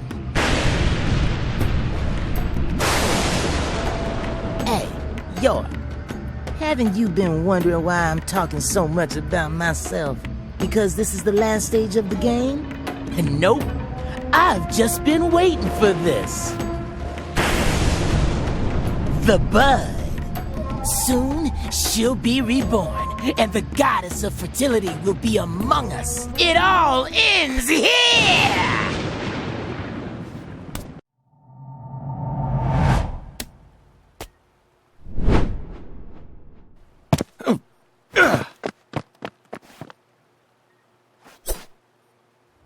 Patty, are you all right?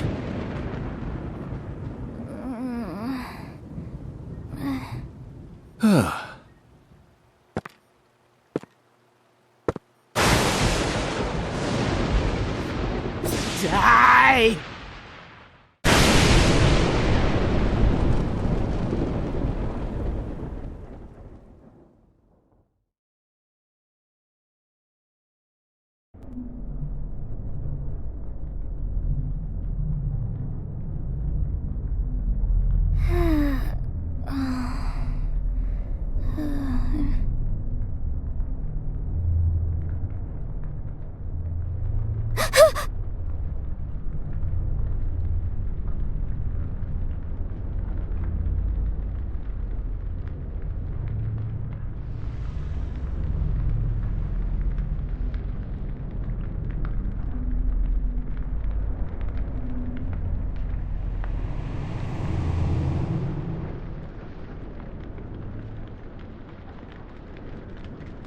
Shit! No! Stop, goddammit! Get away from her! Daddy! Mama!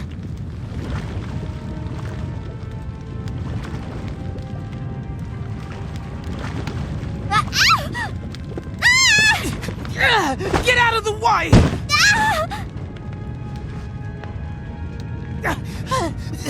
But the goddess! Lena's plans! Daddy! No! Damn it! I was supposed to be the king! I need to stop the fire! Shit! Damn it!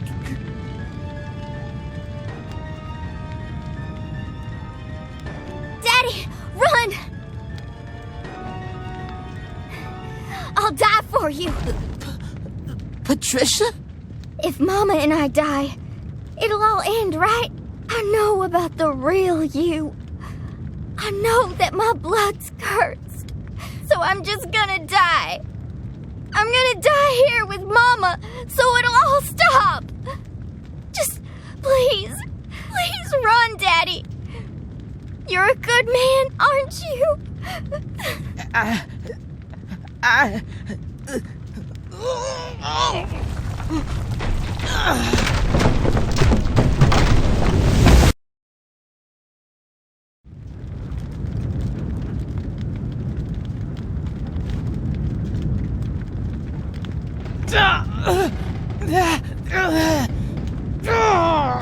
Daddy, you saved me?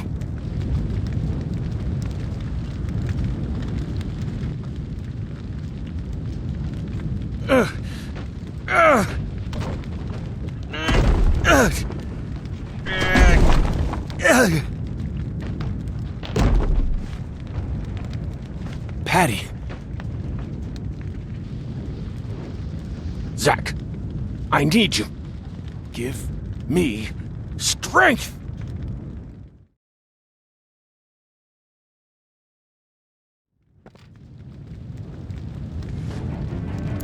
Daddy? You saved me? But why? You kept saying you were gonna kill me. Daddy! I can't do it!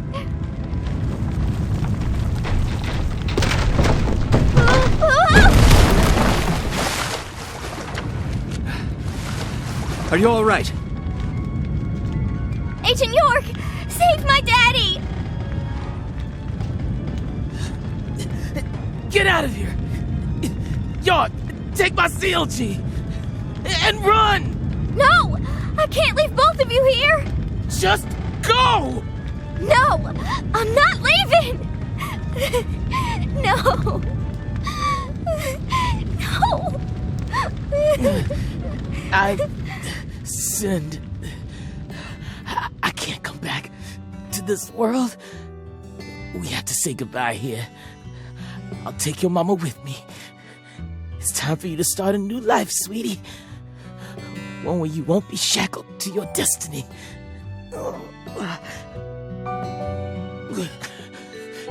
York, I've confessed my sins. I'm gonna die here. I know this isn't how you wanted things to go down, but she's innocent. My CLG is pure. Please, just take her and get out of here. No! No! I'm staying with you!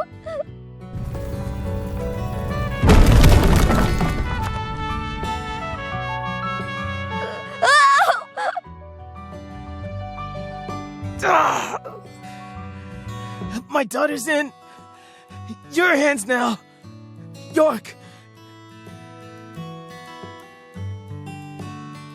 Let's go, Patty. No!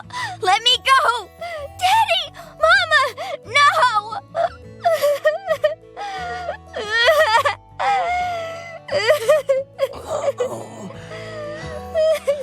I'm sorry, CLG.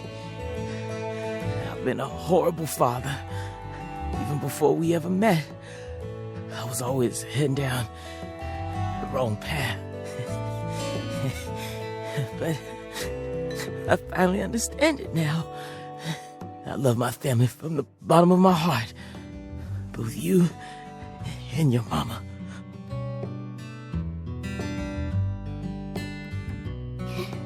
Me too. I love you with all my heart, Daddy.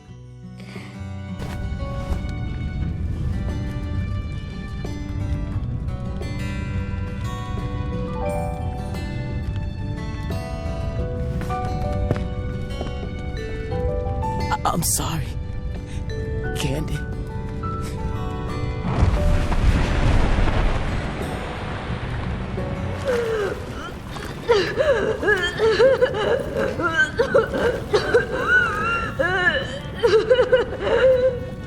Red tree.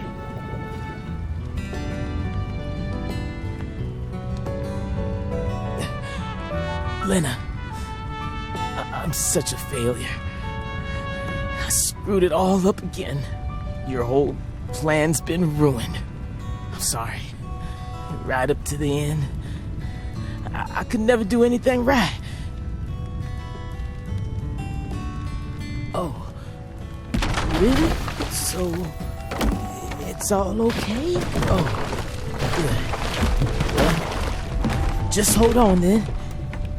Candy and I will be right there. The worst father, graced with the sweetest daughter. Life can be a bitch sometimes. But it wasn't all bad.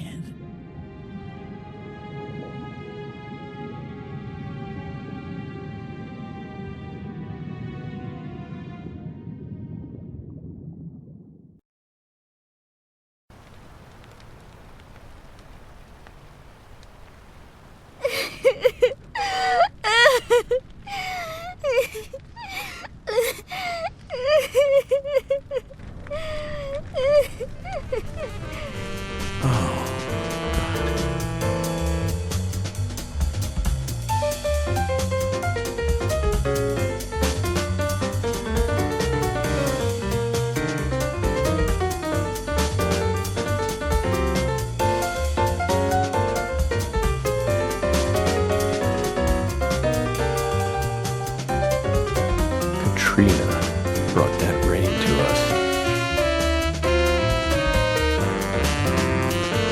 And now I realize that at the very end, I saw him. But she washed all that away. Every last trace.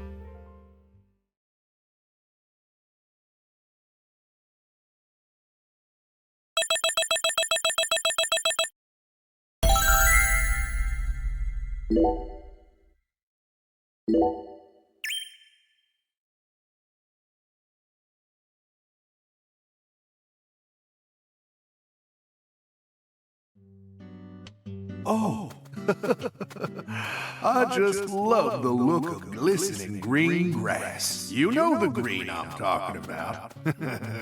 Moist with sprinkler water, reflecting the radiance of the sun. In that regard, Louisiana's grass is in a class of its own.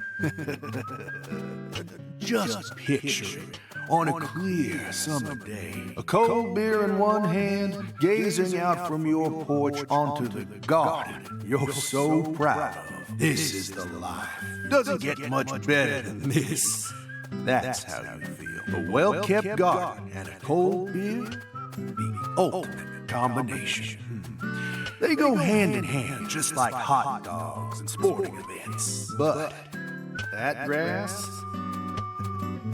it's got a bit of a nerve to it. It doesn't matter how many times you cut it down, it'll always keep coming back and turn your eyes away for a bit. And that's when it'll really sprout up. Up until last week, your garden was perfectly pruned and balanced, symmetrical and pristine. But you wake up the next morning, and you can't even stand to look at what it's become. That's why people work so hard to cut their grass. Like it's some ordeal they've been tasked with by the big man in the sky. Oh. And it never ends. Understand me, Zach? If you want to stop cutting your grass, well, you need to either submit to its growth or force it to wither. That's all humans can really do. Hard work never really gets you anywhere in the big picture. Nothing but wasted efforts. You following me here? Just be honest with yourself. Be honest, Francis Zach Morgan.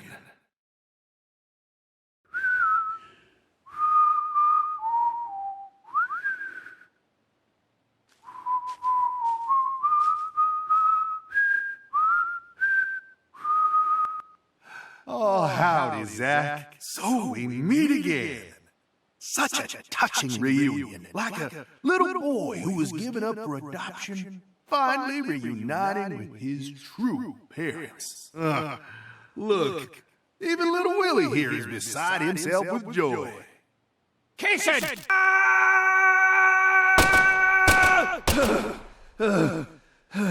Oh, dear. Damn it! I'm gonna kill you!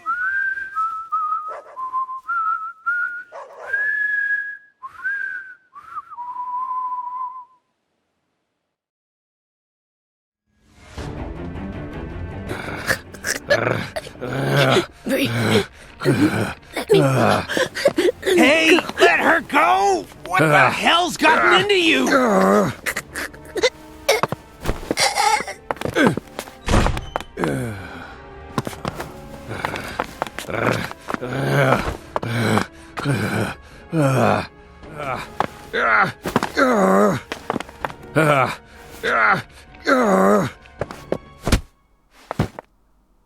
Jeez, are you okay?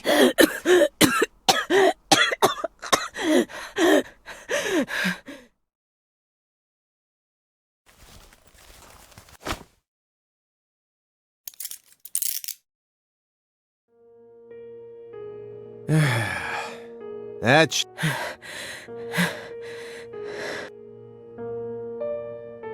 Well, no turning back. How should we clean this up? I'm searching the room.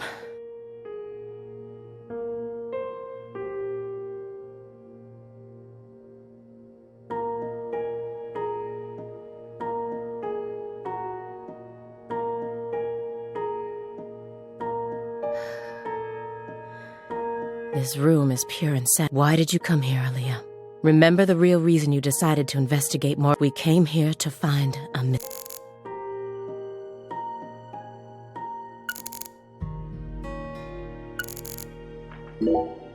I was so positive, but she isn't here. There is something about this room, though. Agent Jones, what do you think? Me? I'm not as smart as you. Why are you even asking me? Are you hiding something? Of course not. Knock it off. Me? Hiding something? That's a good one. Come on. I got nothing to hide. I thought I would find answers in this room. I thought that Patricia would be here, but I was wrong. This room is only filled with photos of people related to the case and the handiwork of a madman. Feels like I'm wandering through a heavy mist. Why is Morgan showcasing those women's photos?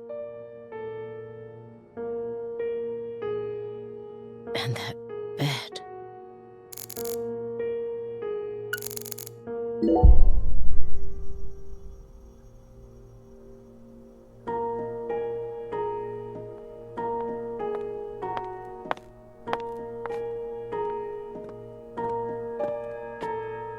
Why did Lise have to die first?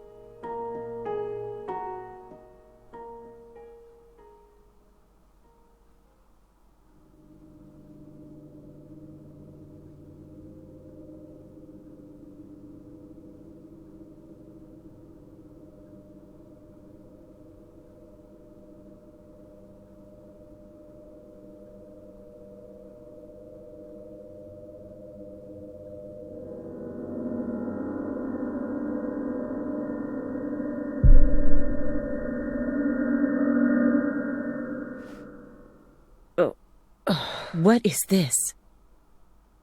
Oh, you gotta be kidding me.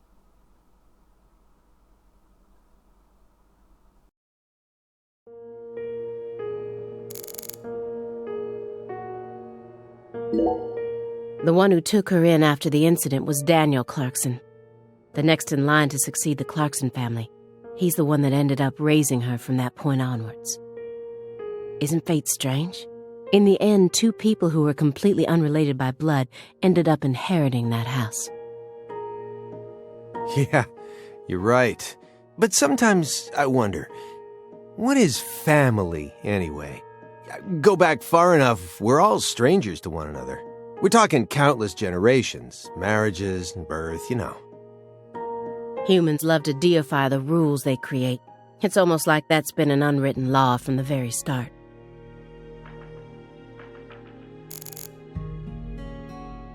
If you loved someone from the bottom of your heart, would you ever be able to marry someone else? Or kill? Whoa, what are we talking about?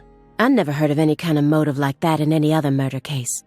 I just keep feeling like we're being fed a story that he made up in his mind. True. Honestly, without having experienced what that's like, I can't really say what I'd do. But I'd never try and force love to happen, if it didn't seem like it was meant to be. There are 3.5 billion women on this planet. There's got to be more than one specific person who anyone can fall deeply in love with, right? But what if we were talking about pizza, not women? You just discovered the perfect ultimate pizza.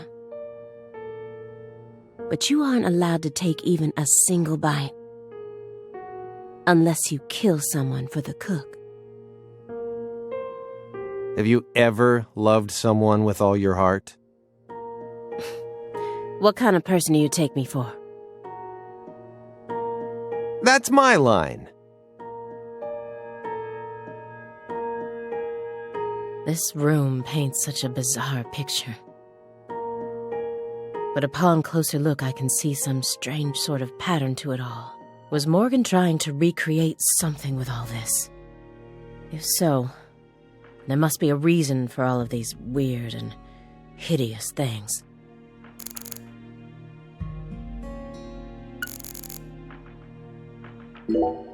What's that? A hunting trophy, a brown bear, with a dragonfly eye patch.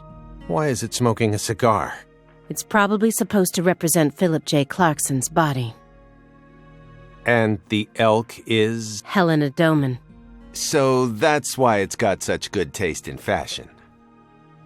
And this one is Galena Clarkson? Why did he want to line up corpses that were killed in different places, all together in a single room?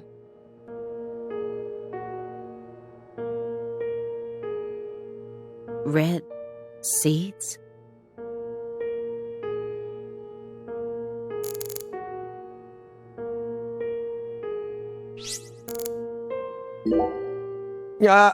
You sure it's okay to press that? Won't know until we try. Hey, it's Woodstock. Look, a peace sign. Love and peace, man.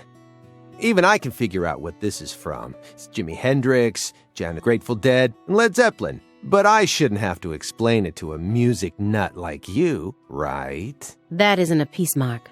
It's upside down. You don't need to be a music nut to see that. Who says that's the top part? If you're looking from Lisa's head, this is the top part, making it a big, fat... No, this is the ground. Where's your proof? The red seeds. Seeds go in the ground, right? That makes this wall the bottom. Lisa's head is clearly at the top. Also, Agent Jones. Led Zeppelin never played at Woodstock. He's representing a human with a hunting trophy made from an animal.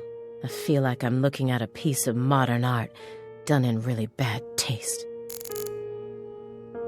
When Helena Doman returned home, someone must have let her inside. You think that was her brother-in-law, Daniel? I don't know. Well, alligators did chomp his arm off. He probably had it in for old man PJ too. But, you know, I don't think he had anything to do with this. Why not? You're making it out to be more complicated than it really is. That's always the problem with people like you. Too smart for your own good. Just get to the point. Professor R marched straight through the front door to the mansion. She arrived right at her destination using the quickest route possible without having to undergo a single security check. I know. My question is, how was she able to do that? Because she's family. It doesn't matter if PJ disowned her. He never stopped loving his son. A father would never abandon his child, no matter how much they fail to fulfill his expectations. That's what being a parent is all about. Don't look at me like that. I know. I don't have a son myself, but I have a father. He's still back in my hometown, managing the printing plant my grandfather started. He'll be turning 80 soon.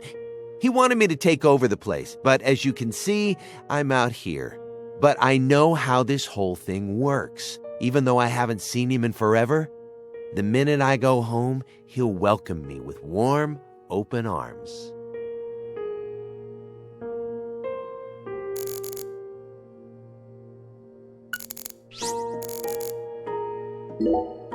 Anna Graham, the first victim of the Greenvale case.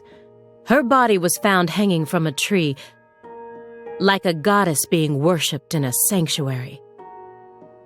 Meanwhile, Lise Clarkson was found on the bank of a river in an area that had been fashioned into an altar. The person who gruesomely ended the life of that young woman must be brought to justice. I completely agree. They both still had their whole lives ahead of them. The Le Carre case and the Greenvale case. According to my investigation, the one key that links both cases is Francis Zach Morgan. But if we look at the cases from his point of view, we see one more connection. The red seeds are also present in both cases. I believed that he was the one who brought them to both towns. But maybe... No, never mind.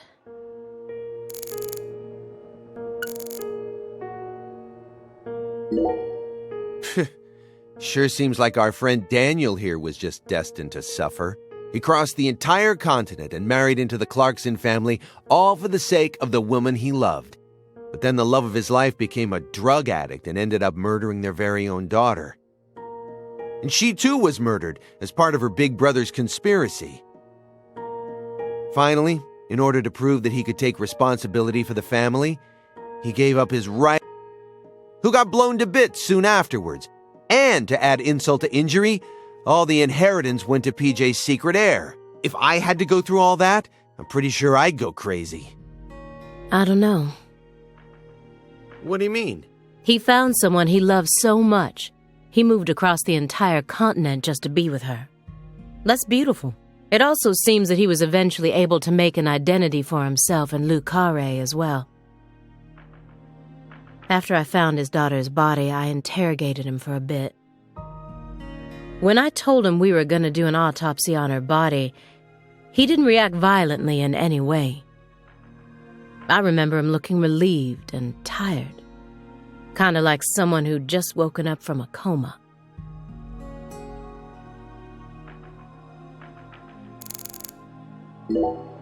She planned a string of murders all in order to restore the Clarksons to their former glory, right? Yeah, according to Morgan's story. Matches up with the files, too. But the only proof of that is the confession she privately gave to Morgan just before she died. Galena Clarkson was also murdered immediately after she confessed. Don't you think it's all a little too convenient? Well, story-wise, yeah. And the sacrifices. None of the FBI's official records contain an example of an actual human sacrifice. Aside from the cases that Francis Zach Morgan handled, that is. There are tons of examples of animal sacrifice, though. And remember the witch hunts back in the Middle Ages? Meaning? Meaning, there are always exceptions to the rule. And Morgan alluded to the existence of some sort of journal, right? I think he said he read it in Professor R's lab. If we could find that, maybe this would all become easier to swallow. The report didn't mention anything about a journal. And if it truly did exist, it surely would have been submitted as evidence. Unless he tried to cover it up on purpose. Or? Unless the journal never existed in the first place. Exactly.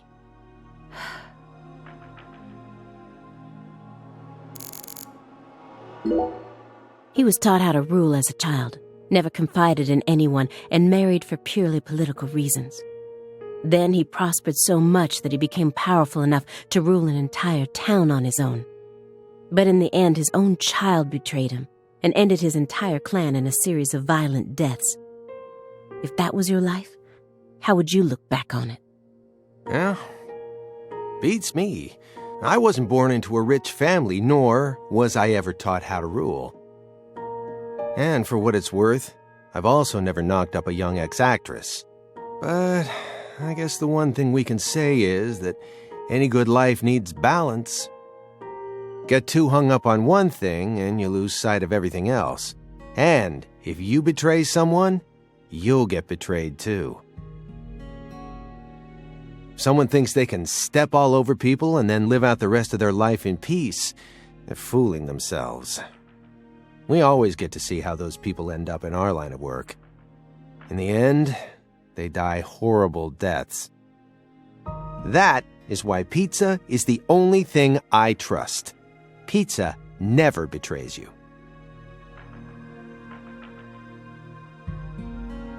This case took place in Lucare and centered around the Clarksons. Oppressive authority, cross purposes, madness, and love. But Katrina took the truth along with many innocent lives and buried it all at the bottom of the swamp. But there's one truth that can never be washed away. This all started with the death of a young girl. Galena Clarkson went to California to become an actress, but things never took off for her, so she eventually returned home. Then she murdered her own daughter and ended up like this. Where did she go wrong? She did manage to appear in a few movies, right? Not as any characters with actual names, and never with much clothes on. So that's the only value they saw in her, huh? Sorry, that was insensitive. It's an everyday occurrence in that world. She was also bullied a lot. Bullied? How? They'd cut up her costumes, her scripts, and even her own clothes, everywhere she went. Then, after 3 years of that, her stylist chopped off a chunk of her hair. By accident. Are you kidding me? I did a little investigating on this. In the end, a self-titled big cheese producer tricked her. She almost ended up going into porn. Not hard to imagine what would have happened after that. One witness said that after returning to Lucare, she refused to use scissors to cut anything.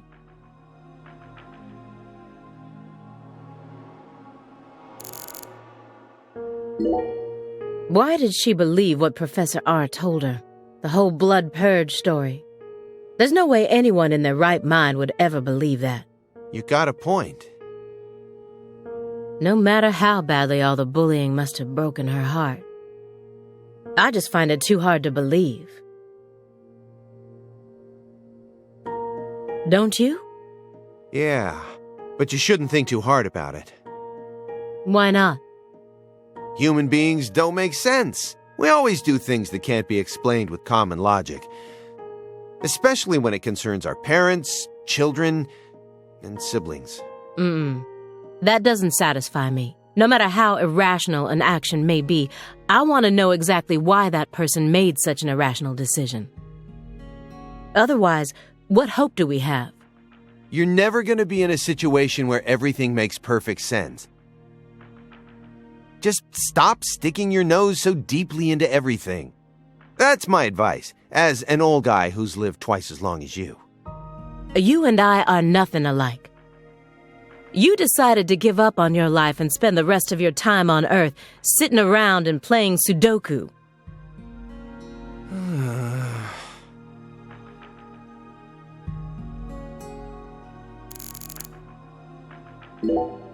Everyone thinks that the principal thing to the tree is the fruit. But in point of fact, the principal thing to it is the seed.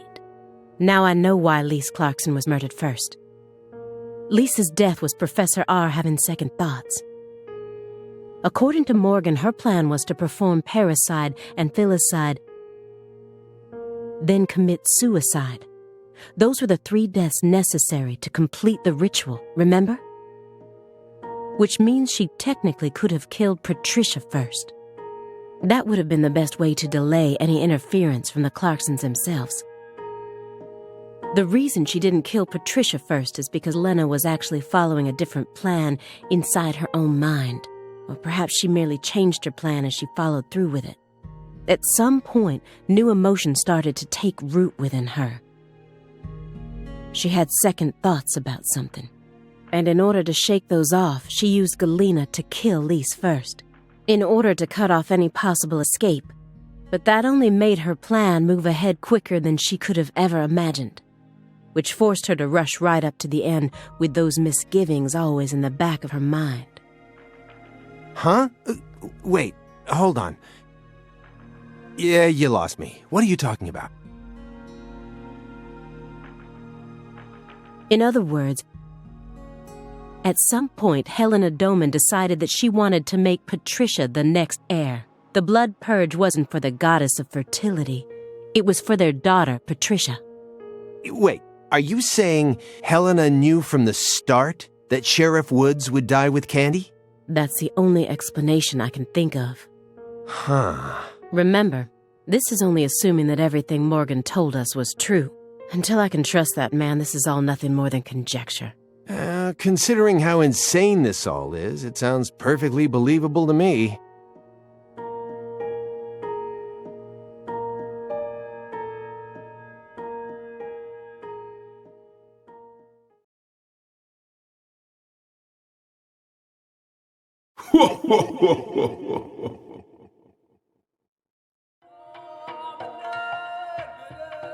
Francis Zach Morgan. Remember me? Oh, cat got your tongue. Understood. You know why I'm here, don't you? Surely you must know what this means. To commemorate our reunion, allow me to give you another oracle. The contract, once signed, will last for eternity, but only in the presence of true love. Did you hear that?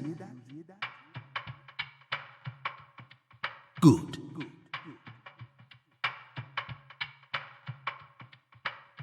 It's been a while since I felt this. You know, there's hardly anyone in this era who can see me like you can. And they've been dropping like flies since you first came to see me. breaks my heart.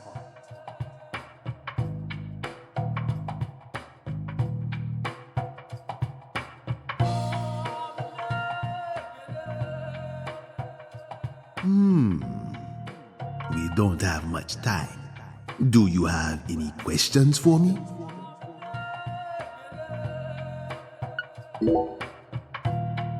Excellent. You pass. You haven't changed, Francis Zach Morgan. But that question isn't for me to answer. Go and see it with your own eyes. Oh, time's up. We'll have to finish this during our next reunion.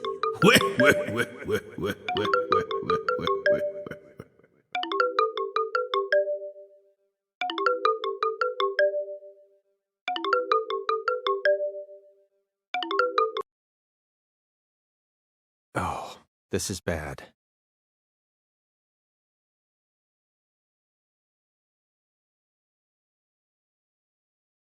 Agent Jones, what is this referring to? Avery Smith kidnapped Patricia Clarkson and escaped. Avery Smith? The vault manager? Why would he kidnap Patricia? Tell me what's going on right now. Well... Answer me, Jones. I made a deal with Morgan back when he took me to the bathroom. What? What? Morgan said something to me. If we want to find Patricia, we need to look at Avery Smith.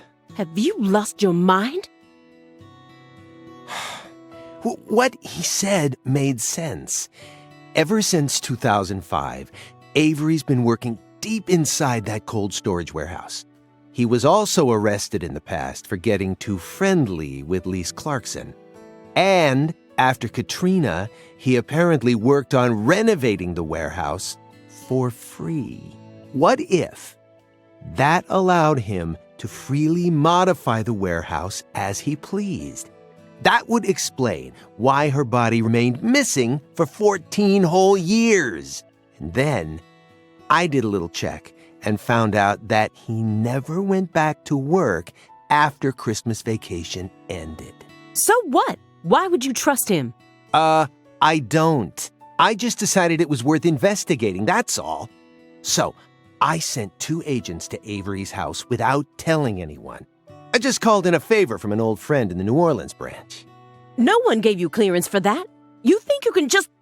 But what if Morgan's telling the truth? If he is, we're both gonna look like total clowns. Clowns who went barging into a former agent's house on completely unfounded suspicions. HQ will have a field day with us. They'll string us up as the 2 dumbest agents to have ever graced the field. I just wanted to take some precautions. And besides, if he is lying, it's still no skin off our backs. Right? If things work out, we'll end up solving a difficult case that's been driving everyone crazy. Imagine that! You and me, just the 2 of us, solving a case like this. I'll be able to jump ship on this crappy job. And you'll be able to freely investigate all things Saint Rouge, just like you've always wanted. Besides, you know that Morgan is Director Abraham's favorite. Even if we get into some sort of trouble, if Morgan testifies to Abraham's for us, we'll totally be in the clear. I don't care. This isn't the way things are supposed to be done.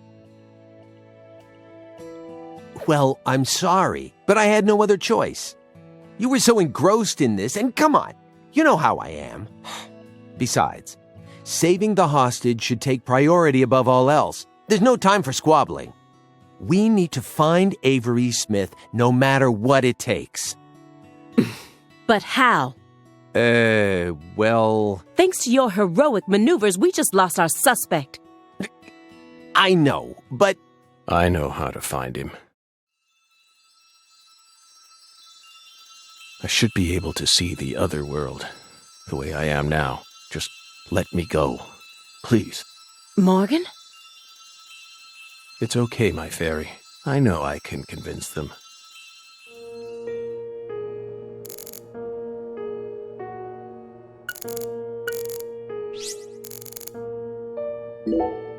I found the first one last autumn, a dead rat with a bud coming up out of its stomach, just like this one. A rat ate a red seed, died, and the bud sprouted. Honestly, it shocked me. Up until this point, I'd only ever seen red seeds, so I decided to grow one of my own. What are you talking about? I needed to solve the mystery of the red trees. Why do they exist? But all of my sprouts died without ever growing the tiniest bit. Forget about a big tree. I couldn't even grow a single sapling. So you kept experimenting. 2 days after the seed enters a rat, it takes the rat's life. On the 3rd day, a bud sprouts up, then grows to that size after 5 more. I tested this on 137 corpses. In only a few months? But I was never able to grow a bud any larger than this size. I still remember what he told me. Apparently, there's a special trick to making these grow. You're totally insane. Maybe. Please, Aaliyah Davis, let me go. This is our case to finish. No, you aren't an agent anymore. But you don't know how to find him. Neither of you ever could. Oh, I'll find him. I swear on my pride as an active agent that I won't give up until I do. That won't get you anywhere. It's beyond you. Shut up! You think we can't find him, but you can. Just how stupid do you think we are? If you want us to believe you, then it's about time you showed us some proof. I don't have much time left. I'm pretty sure that's why I can see the other world now. I'd lost that sense ever since the Greenvale incident, but it's back now. Please, will you just trust me? Come on, Simon. You'll trust me, won't you? What? No, Agent Jones. Remember the warning I gave you at the very beginning? You can't let him take control of the conversation. Yeah, I know. I know.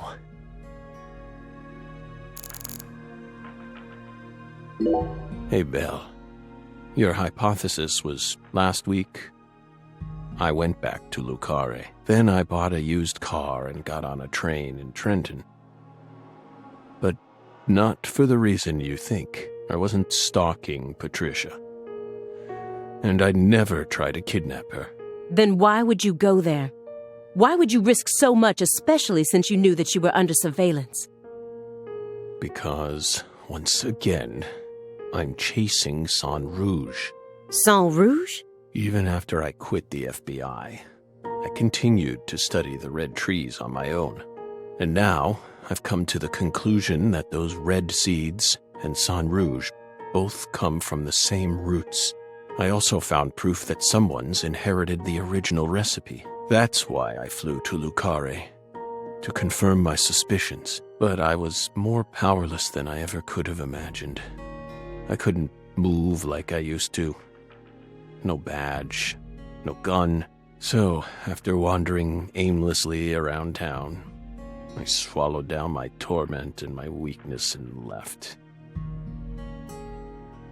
You expect me to believe that? I know you've got it in you. What's that supposed to mean? You found Lise Clarkson's body. The one thing I never did. And only a few days after discovering the body, you came to visit me. You should be fully capable of discerning that what I'm telling you is the truth. Talking much about oneself can also be a means to conceal oneself. You can't trick me.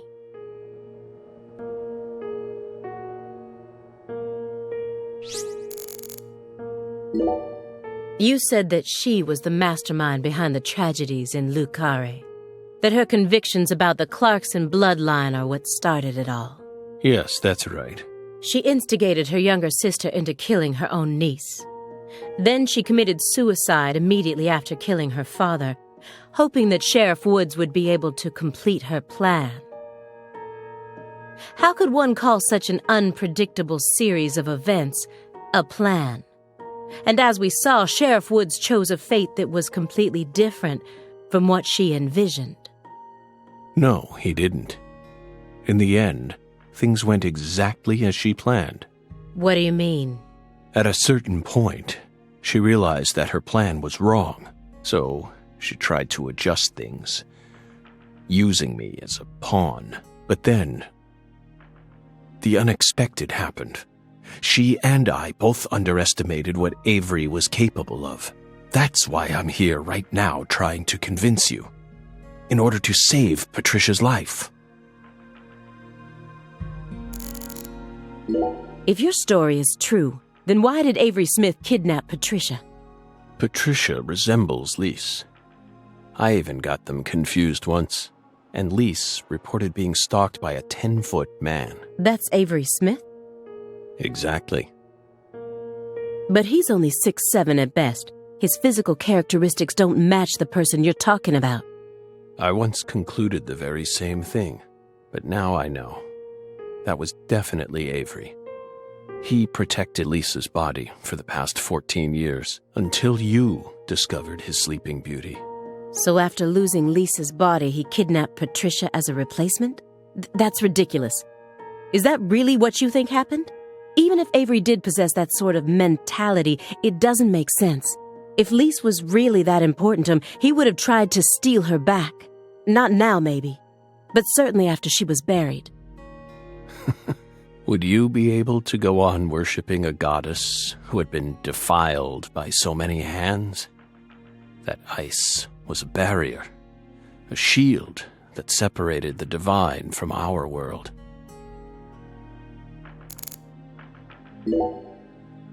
You said that someone inherited the Sang Rouge recipe, didn't you? Is that someone Avery Smith? It has to be. Avery used to help Professor R do research in secret. What? Well, that wasn't in the report. I only realized it just now. The moment I spilled my coffee on the floor. Avery revealed that he was helping with some sort of research. But at the time, I let his confession go in one ear and out the other. Now that I look back on it, I realize it was solid proof that he was helping her produce Sang Rouge. What makes you think that? He had free access to the deepest parts of the cold storage warehouse. Oh. Wait. Meaning? Sang Rouge needs to be produced in an extremely cold environment. Exactly. Aaliyah Davis. You already considered this possibility, didn't you? That's why you investigated the cold storage warehouse as soon as you got to Lucare, in order to locate where Sang Rouge was being made. Then, you came across Lisa's body by pure chance.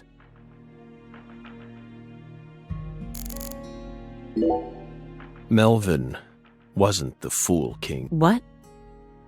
Many different characters pop up in Lena's journal, and I mistook one of them for someone else. What are you talking about?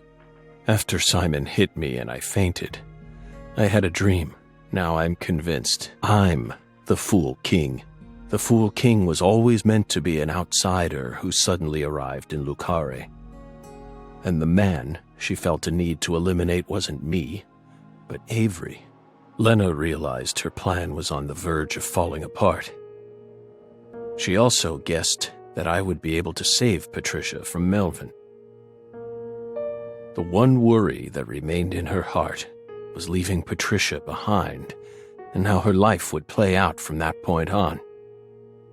Especially since she would be left behind with Avery, a large, childlike man who's beyond. She wrote that journal entry hoping that I, the Fool King, would be capable of stopping Avery, and she wrote it in a specific way in order to try and rouse me to action. Lena and Melvin both entrusted me with their daughter, so please, just let me go. It's my duty to protect her. I understand what you're trying to say, but it's too perfect. It's too perfect, just like that report of yours. How could you come to such a detailed conclusion after spending years shut up in this room? It doesn't make sense. The only possible explanation is that you're bending the narrative in the direction you want it to go. Why do you think I left the field for 2 years after Greenvale? That case cost me not only my best friend, but also my special talent. I never thought I'd lose something like that. But ever since then, I've been unable to solve cases using that method. Metaphysical offender profiling. I tried everything I could think of to regain my lost talent, but it never came back to me. That's why I quit working for the FBI, and without anywhere else to go, I simply spent my days seeking truth, searching for an answer I'd never find. So time continued to cruelly pass me by, until finally a disease started eating away at my body. I thought it was all over for me. But about half a year ago, I finally reached my conclusion. Everything started with the red seeds. He and I encountered these seeds long before we reached Greenvale, under the seething, mind-melting sun of Louisiana.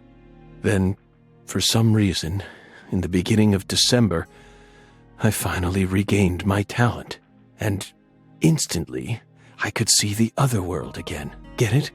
Through allowing the cancer cells to ravage my body, I regained the power to travel to the other side. This is the only answer, Aaliyah Davis. Truth is a surprise, born from coincidence and an unknown power.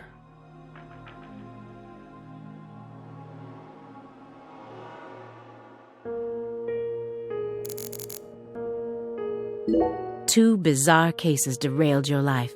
It must have been extremely painful. You have my deepest condolences, but that doesn't put you in the clear. You're still a suspect. A suspect? For what? Patricia isn't here. The murders of Sheriff Melvin Woods and Candy Woods. Their bodies were never recovered. Katrina carried them away, along with many other lives. Aside from that report you wrote, there's nothing that proves your innocence. Hey, let's not jump to conclusions here. Oh, I'm not. I also suspect there's a possibility that he murdered individuals connected to other cases that he's worked on.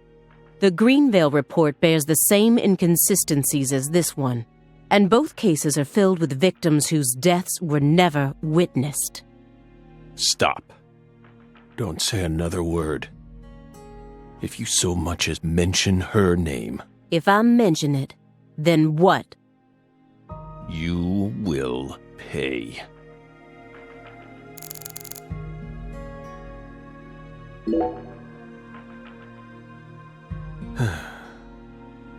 Belle. No. Special Agent Aaliyah Davis.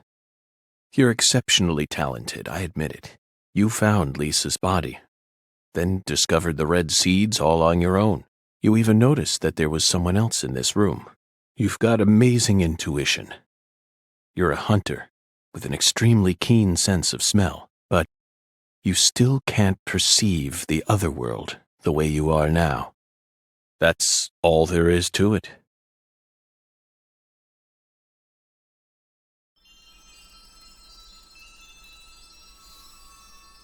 Simon, look inside that trash can.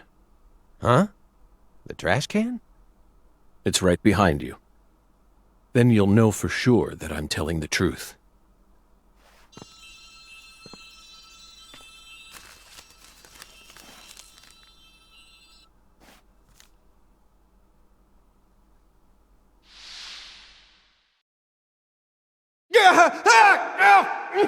We told you not to touch the sanctuary!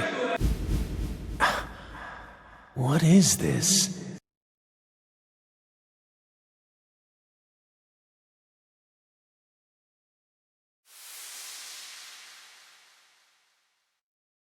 What's on that receipt?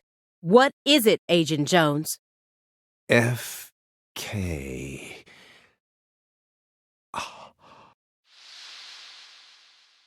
Contact a local agent and have them investigate Avery Smith's home.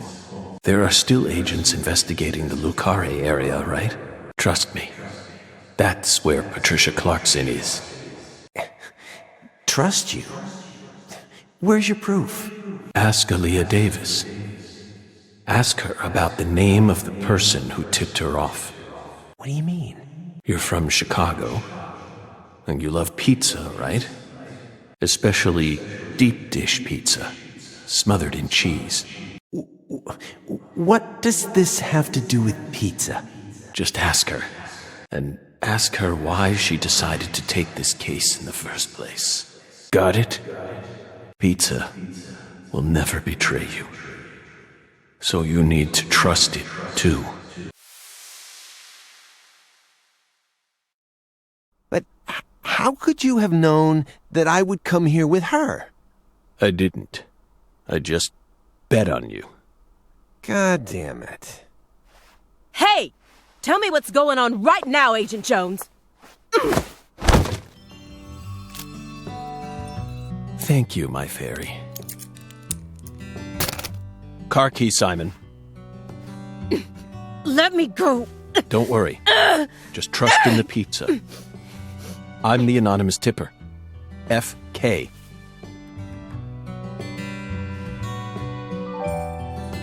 It's on the corner of 3rd Street. A 69 Pontiac GTO. You've got excellent taste. Lend me your gun, too. Agent Jones! Don't you see what you're doing here?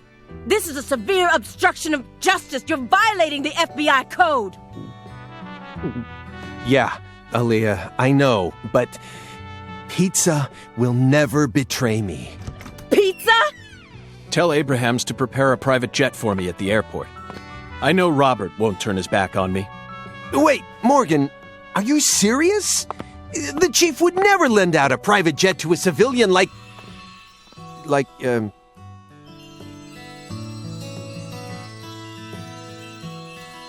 I have to leave you for a bit, my fairy.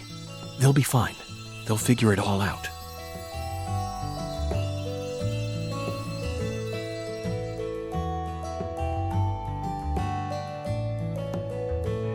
York, can you hear me? I'm going to go finish the job you started. That makes us even, okay? York, she really is a genius agent.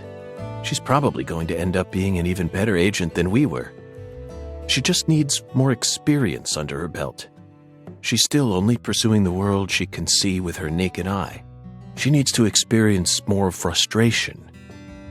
She needs to strengthen herself. On the other hand, Simon's much smarter than he looks. No wonder he was able to go on watching us for 4.5 years. All that struggling under the surface paid off in the end. Do you want to know why he decided to start trusting me? It's simple. It's all because of the name I used to send the tip to the FBI. It's the name of that pizza parlor, the Chicago-style place with those trademarked crimson boxes. Franklin's Kitchen. FK. Yet again. They've got the best deep dish pizza in the area. Both Simon and I love that place. That's why I told him, pizza will never betray you. Will it, York?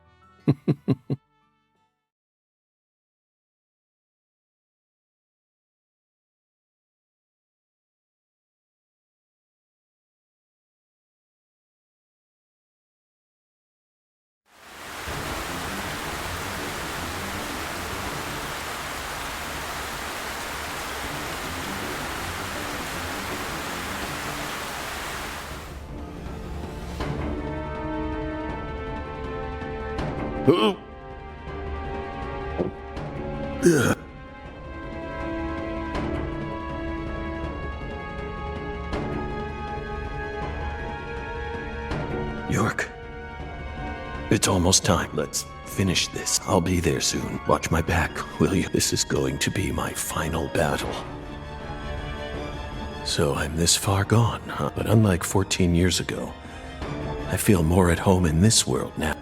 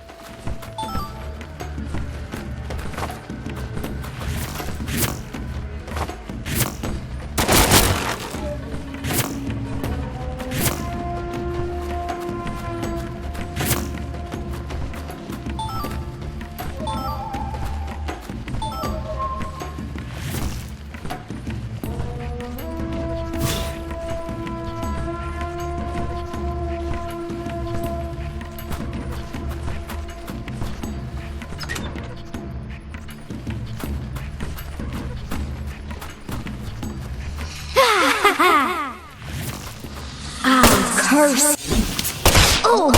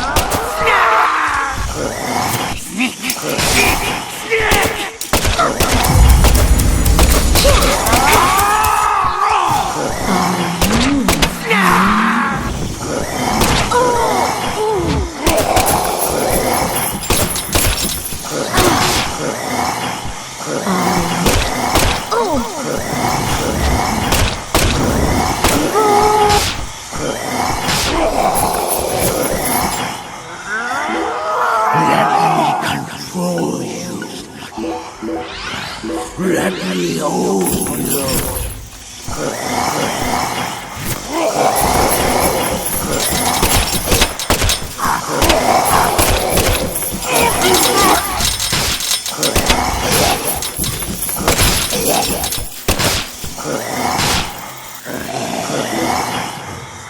You let me control you. You can't get away.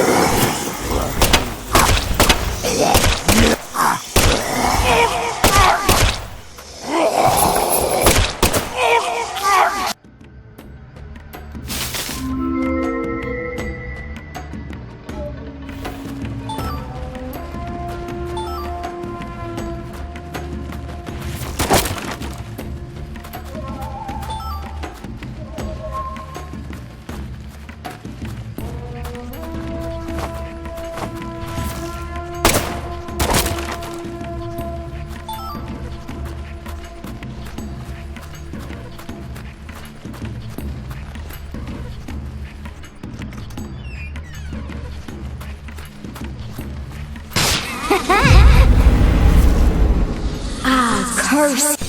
Oh!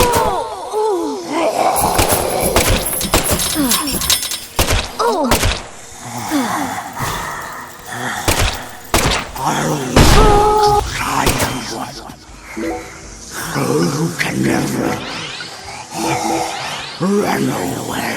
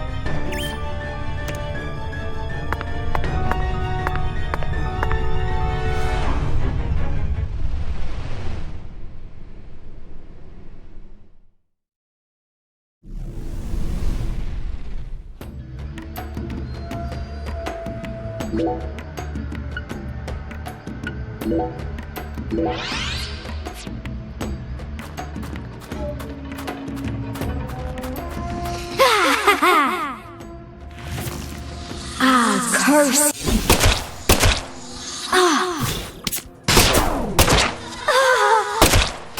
Are you in pain? Do you want to die? Roar!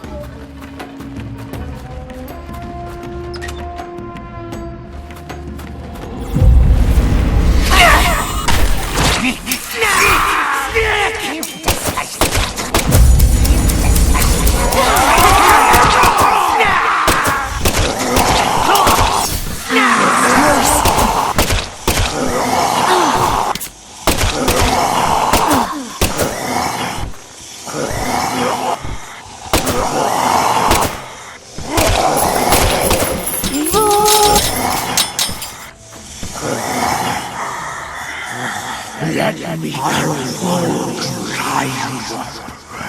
Let me open them. Run away.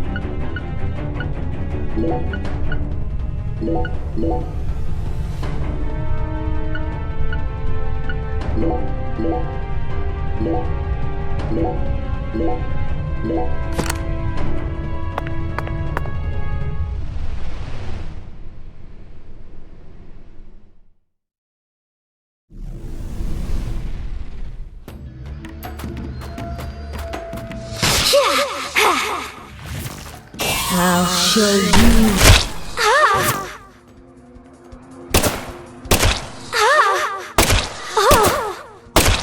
I'll show you.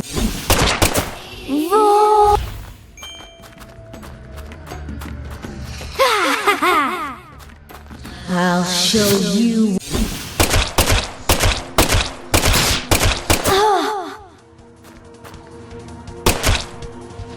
Are you in pain?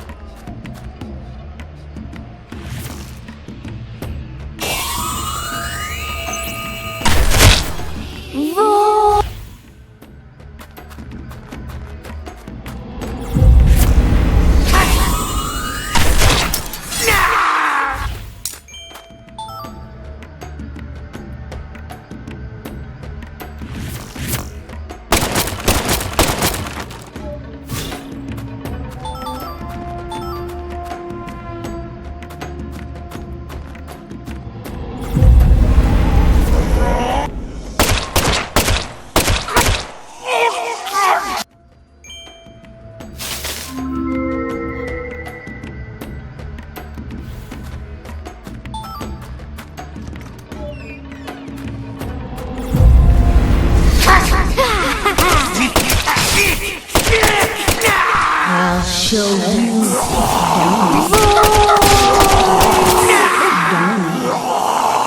There's nothing here. Don't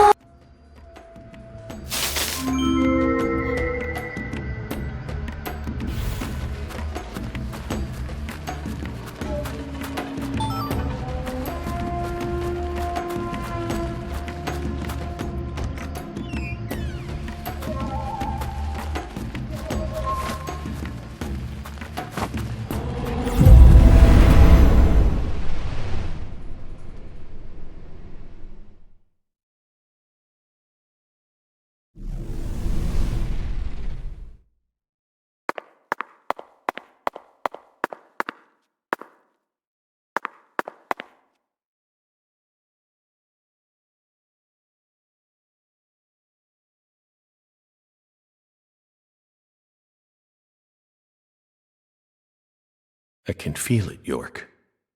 There's something in this room. What do you say we gather up some puzzle pieces for old time?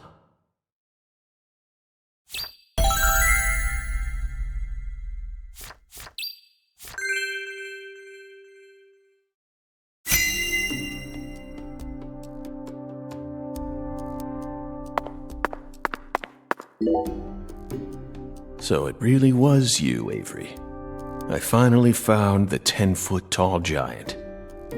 Lena once said that the red soul could enhance people's unique characteristics. In your case, it must have enhanced your physical characteristics. Personally, though, I don't think enhance is the right word here. This is simply a physical mutation.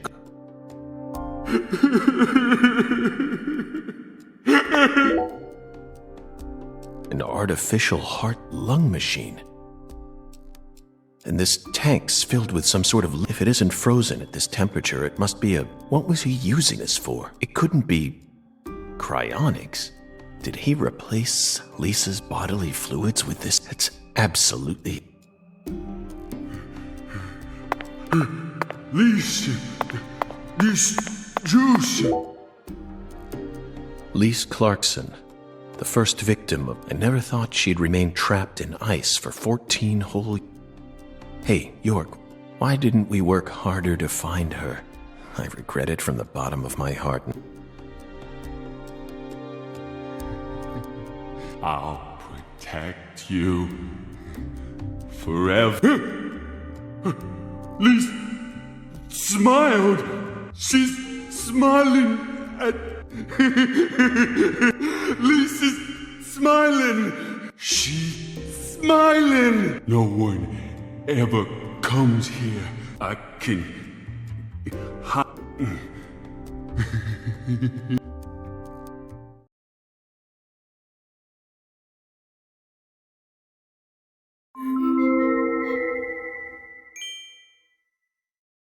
Avery trapped Lise here in that massive block of ice. He made his own personal altar that no one would ever find.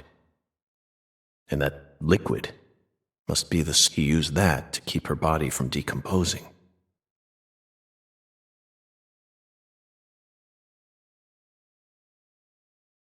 Oh, red seeds. I knew it, York. Our battle began the moment we first visited this town.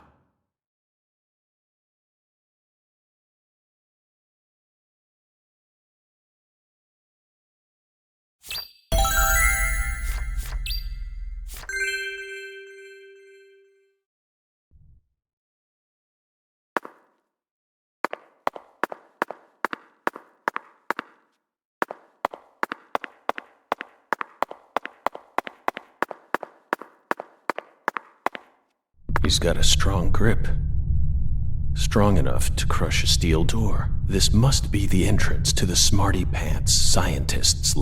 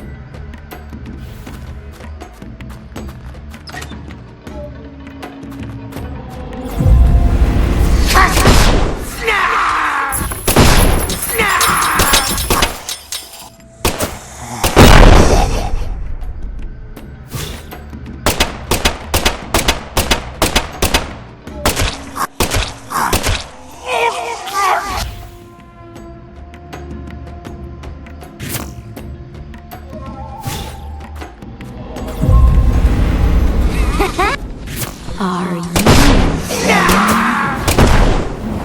Do you want to die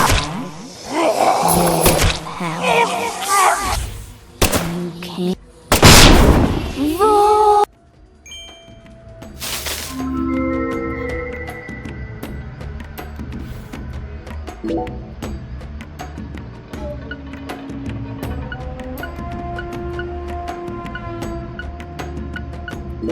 No.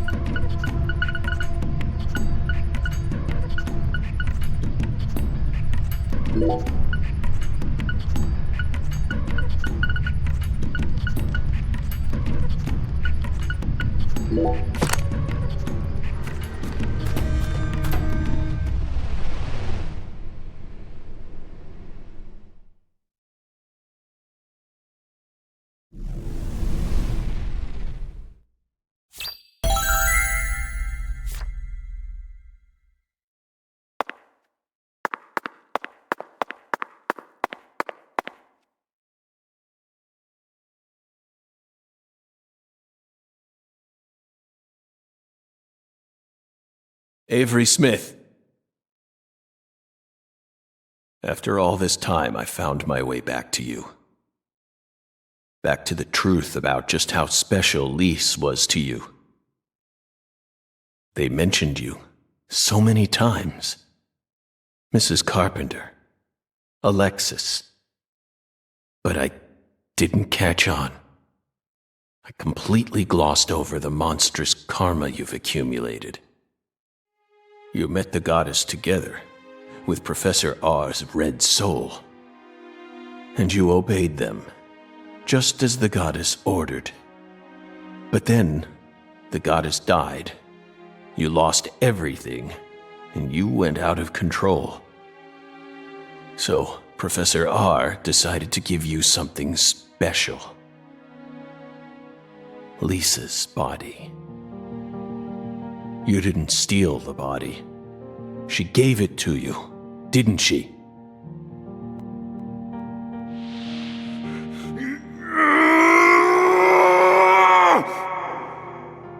They stole Lise, my goddess!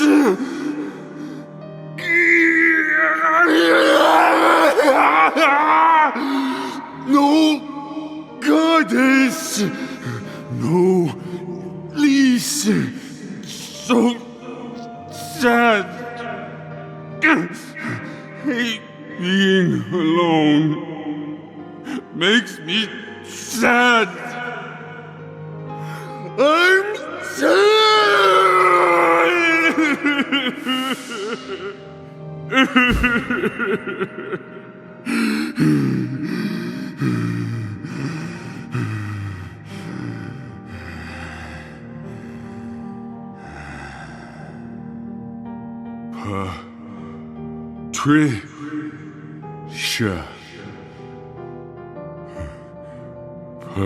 Patricia.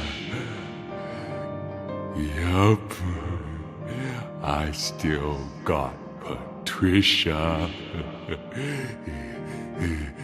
Lise and Patricia. So alike. I ain't alone. Yup. The goddess is still with me.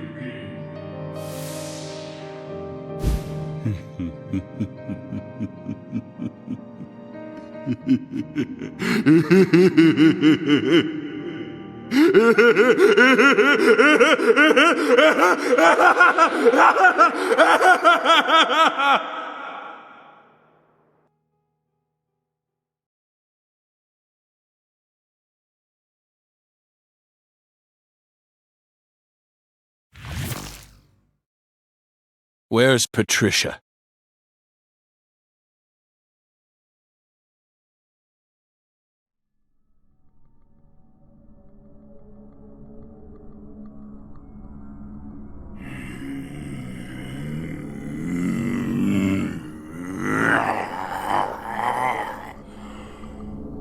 It's not too late for you, Avery. Turn yourself in. Stop now, and I'll even testify for you.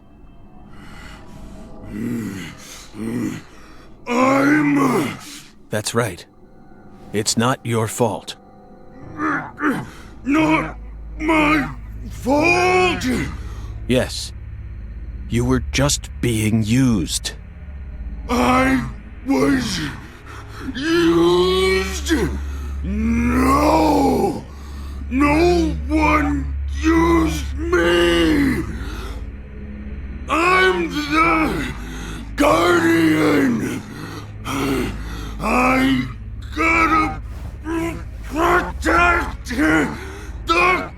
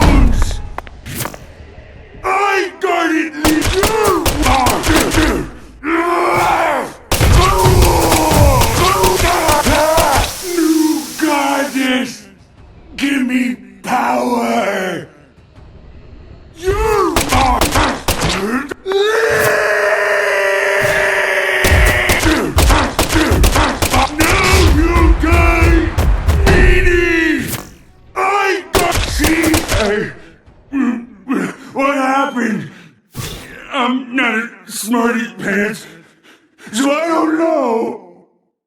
Ah!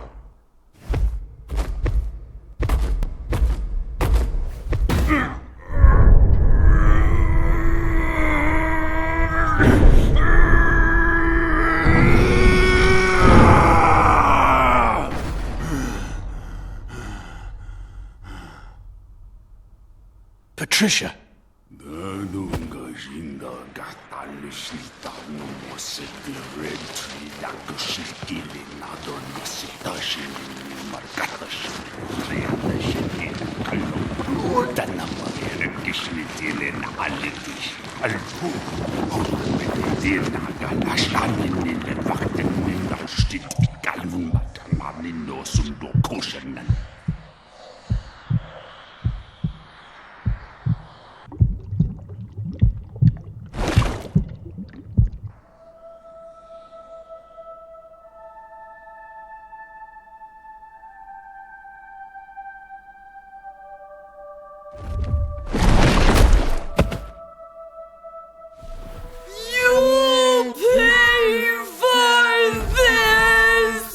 Avery. So that's your new altar. Sorry, but that religion won't last much longer. Patricia's coming with me.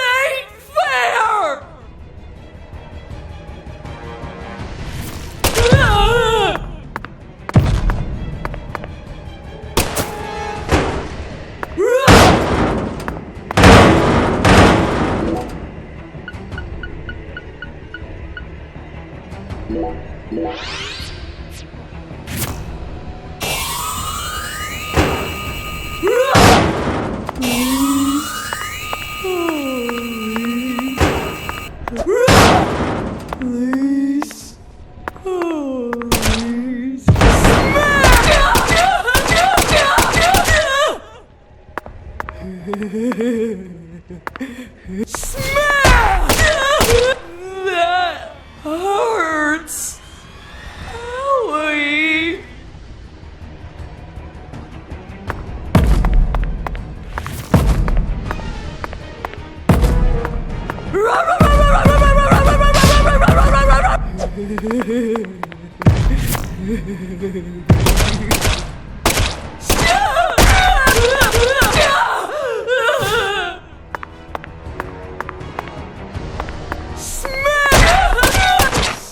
Stop it! I ain't bad. I don't want to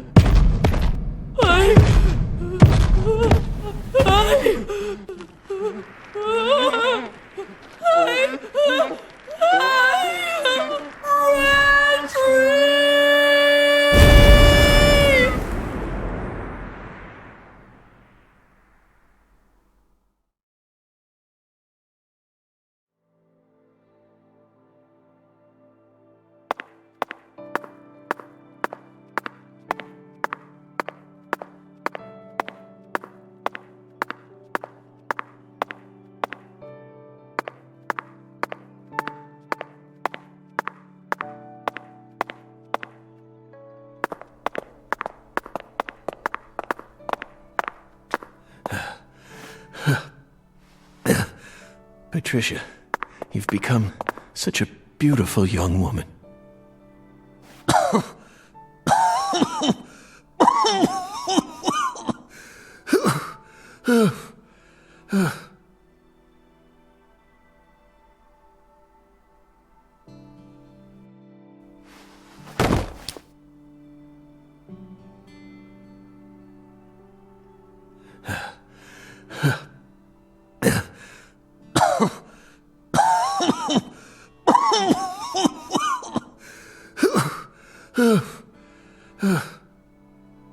Why are you here? I didn't ask you to come here. What do you think you're doing? I'm... Trying to act like some big hero? No. You never change. Always butting into people's problems. You wouldn't even let me die back then! What? Do you know how much pain I had to suffer because of you? Thanks to you, I had to live out 14 more years in hell. But... Who do you think you are anyway? You should have just let me die! I could never do that. I could never just stand there and let you die. Never. Never. Well, you should have. But... You should have just let me die! Just like you did with all the others. You let them all die! Stop. Stop it. No, I won't. You built up such a towering mountain of corpses. No! Yes, you did! You're possessed by death! No, I'm not. I did it for the sake of justice. Is that why you let her die? For the sake of justice? Don't say it. Please. Whatever you do, just don't say her name. Emily Wyatt. No! Emily Wyatt. Oh, damn it. Damn it. Damn it. I couldn't protect her. Yet I survived. I lived on to accomplish nothing. Damn it, York. Please. Just take me. Take me to the other side.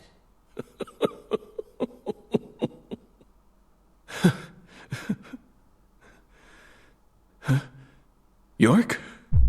No. It's me, Zach. Kaysen. Oh, don't give me that look, Zach. I'm awful sorry I'm not York. But I can still save you. I could even take you over to the other side, if that's what you really want. Come on, give me your hand, old buddy. I'll lead you to where you need to go. Just like a lighthouse that guides ships through the dark, abyssal night.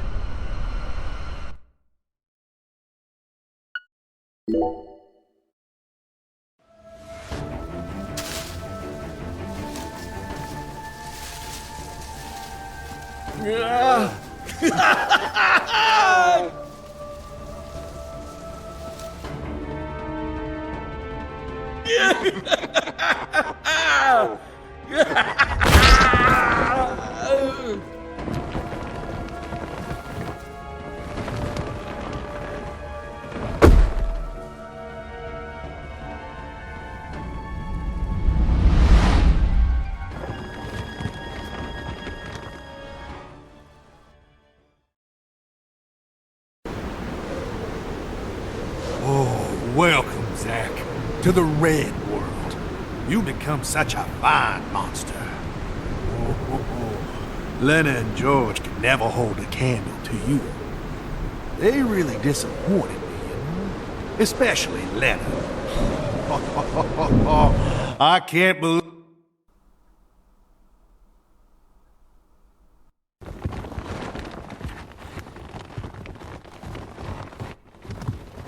Stop right there!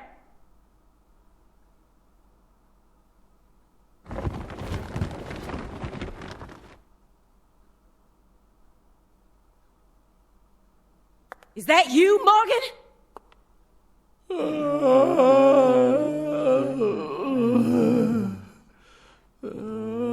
Don't move another muscle. Francis Zach Morgan, Your story, your reasoning, I accept most of it. So just put your hands down and give it up. I'll take it from here. Yeah. Oh. Hey. She ain't half bad. She can't see this world, but she still managed to find her way here using nothing but her nose. She's like a genius pianist who can play Chopin without looking at any sheet music. She's got potential. Isn't that right, Zach?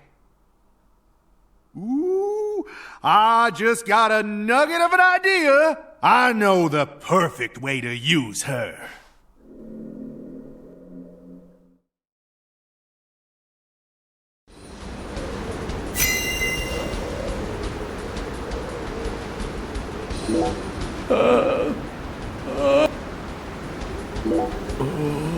You. What smell in cold crawdaddy craw. No. Big hey.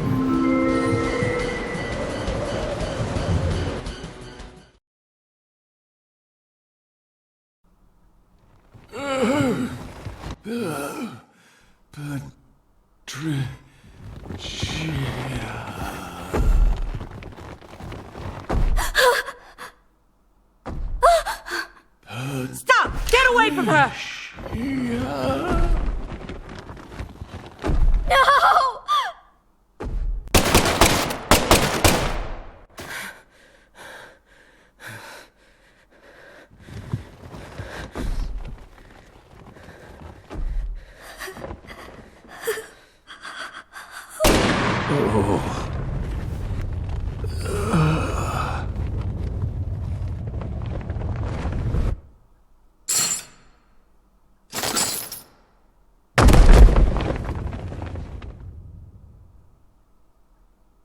You're Zach?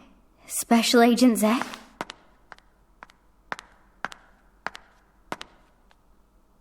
You came to save me, didn't you?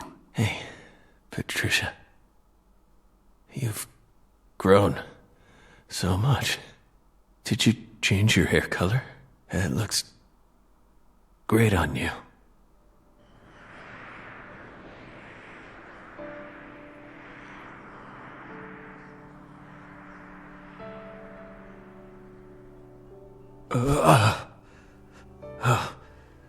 Good.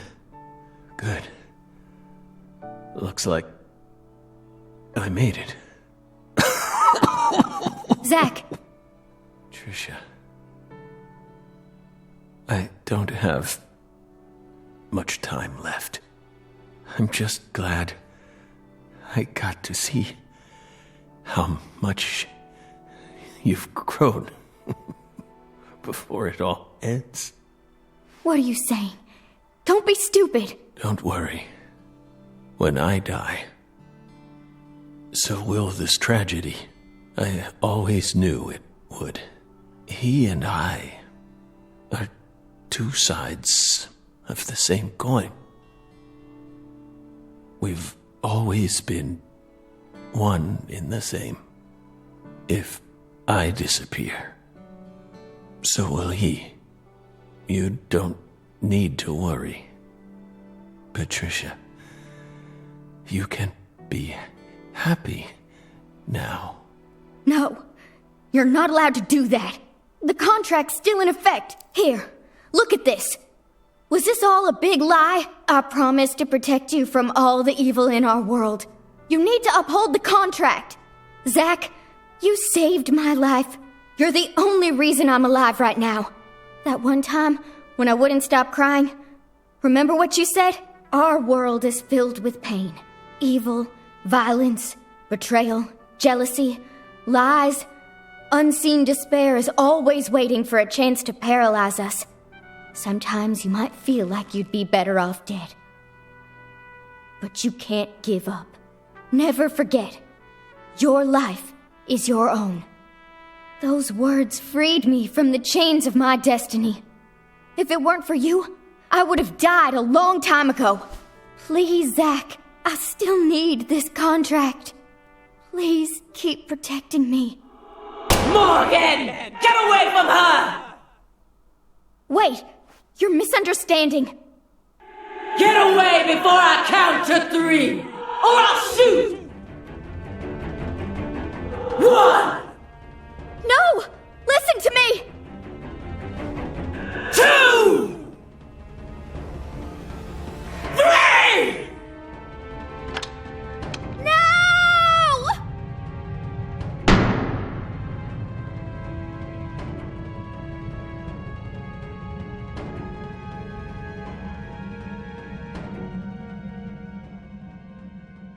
Patricia!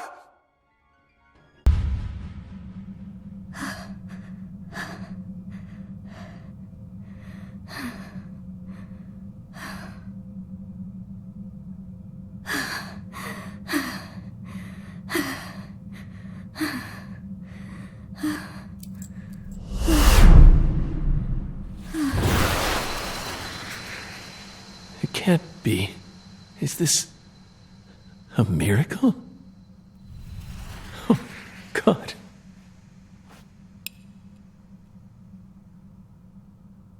I don't even know what to say. You've become quite the crybaby since I last saw you, Zach.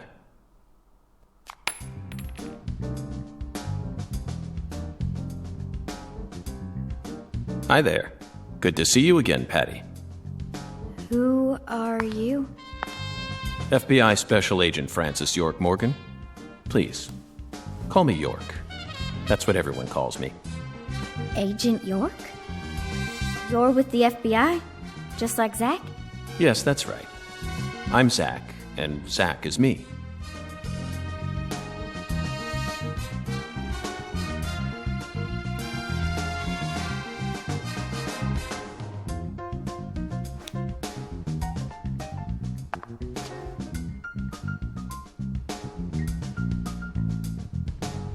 I feel like I've always known about you two. Just what are you? We're your old friends, Patty. Now and forever.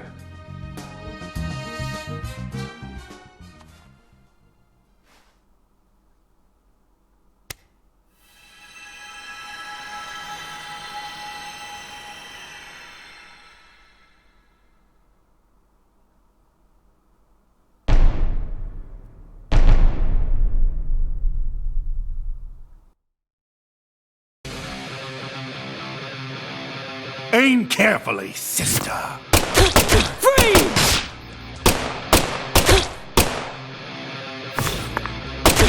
Aim carefully, sister. Freeze!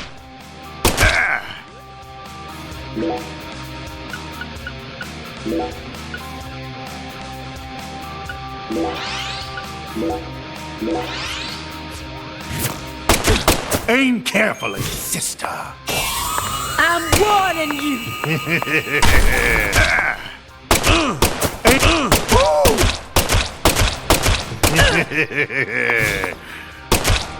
Aim carefully, sister. I'm warning you! Aim carefully, sister. Aim carefully, sister. Freeze! Aim carefully, sister.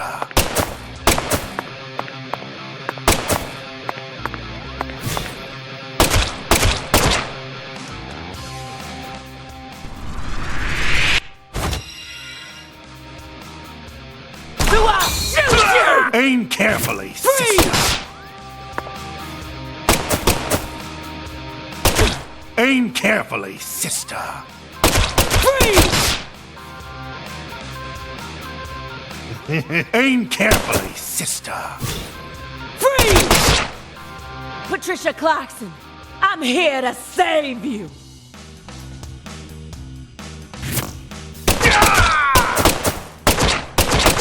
Aim carefully, sister. I'm warning you.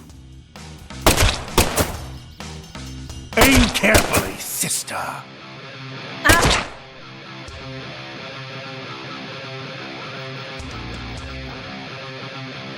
Execution!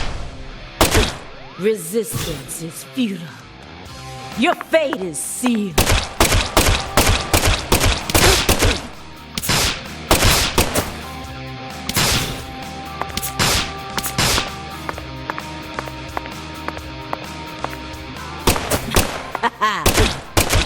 How? All my power!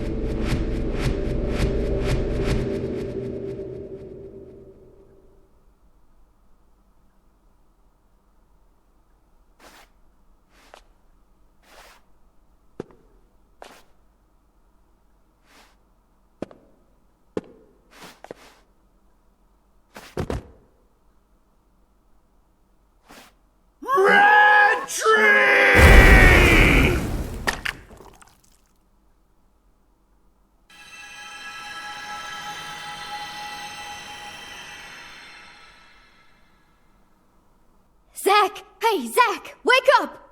Zach! No! You can't die here! Please, Zach! York, please! Save Zach! I know you can save him! Death is inevitable, Patricia. It descends upon us all equally. All life dies in the end, and no one can change that.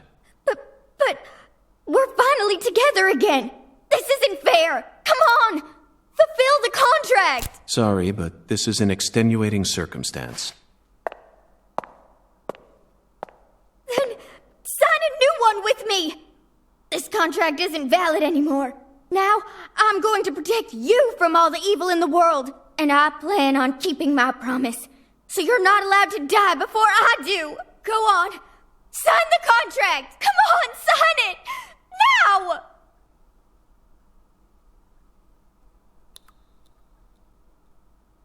Are you sure you're prepared for everything that entails?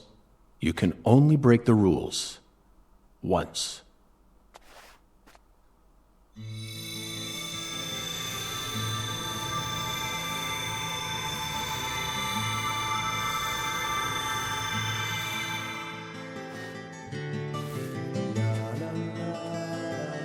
Listen to me, Patricia. When Zach wakes up, I want you to tell him something. This is our final farewell. Thank you so much for all you've done. Over all those years, you never forgot about me, did you? It's been so long since we've seen each other, but I know you always kept me in your heart. That's what kept me alive. I owe it all to you, Zach. Thank you. And goodbye.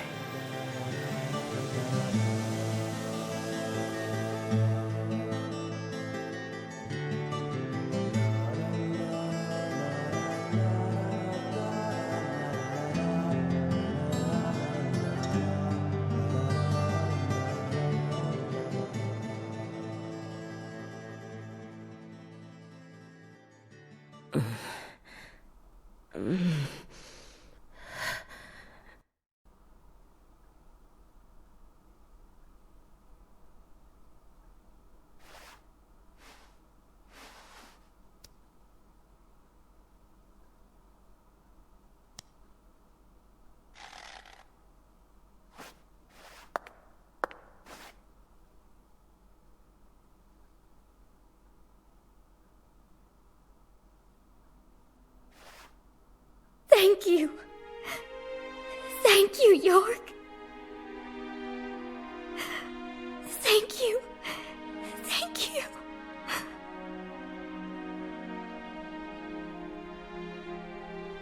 He who fights with monsters should see to it that he himself does not become a monster. And if you gaze long into an abyss, the abyss also gazes into you.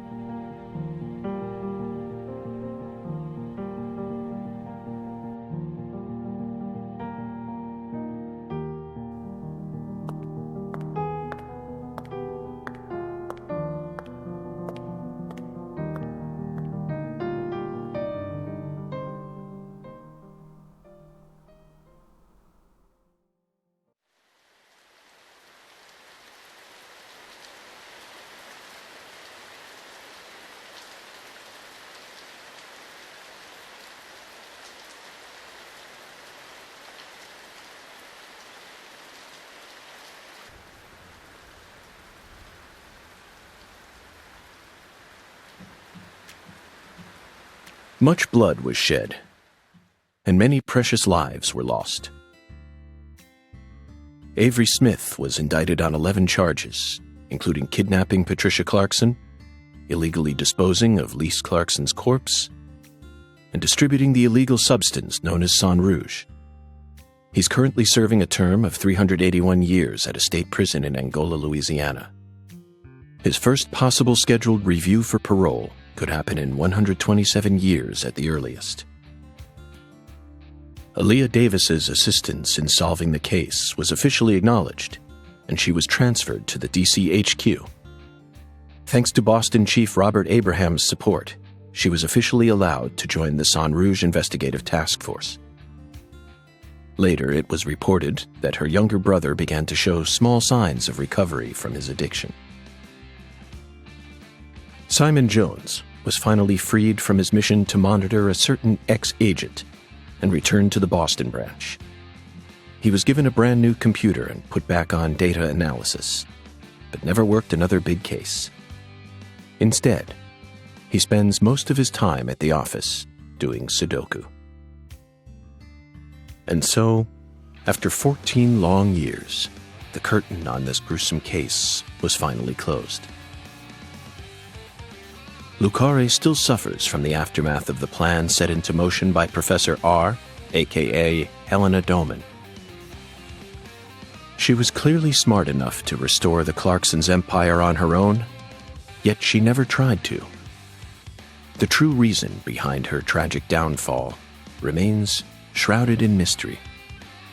A person's life can be greatly affected by the tiniest of anomalies, such as buttoning the wrong shirt button. Just like how this genius, who once inspired great expectations, went on to become infamous as one of the South's most inhuman criminals. And now, after a very long time, life is finally starting to return to Lucare.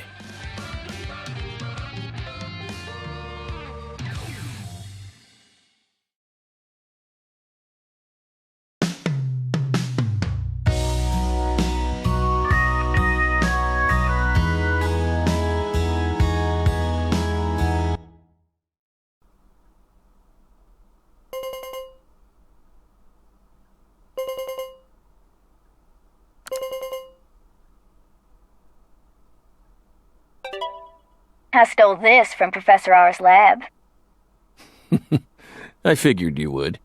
I've read through it dozens of times, but it still doesn't make sense to me. I mean, at some point her plan started to collapse, right? Otherwise, I probably would have been killed early on. But here I am, alive and breathing. And the stalker who harassed me for years has been arrested too. Not only that, but now I have a brand new life waiting for me as heir to the Clarkson Empire. Both Lucare and the Clarksons' industries are finally showing signs of recovering. It's just hard for me to believe that this all went according to her plan. Yes, I understand how you feel. No matter how you look at it, things couldn't possibly have ended up perfectly in accordance with her plan. How can you be sure of that? You earned a new life for yourself through the effort you put into it. It definitely wasn't something that Lena gave to you. You made this life possible. You didn't do it all on your own, of course. You were only able to come this far thanks to everyone who supported you along the way. Could anyone really believe that Lena was the one who orchestrated all this? There's no way. I'm positive. All the people you've met thus far, and all the things you've experienced, created the person you are now. Lena's just one of those people and nothing more. You really think so? Still, York and I both fell for that message of hers. Maybe her plan really is still moving forward after all. Stop joking around. I'm seriously concerned about this. Sorry, Patty.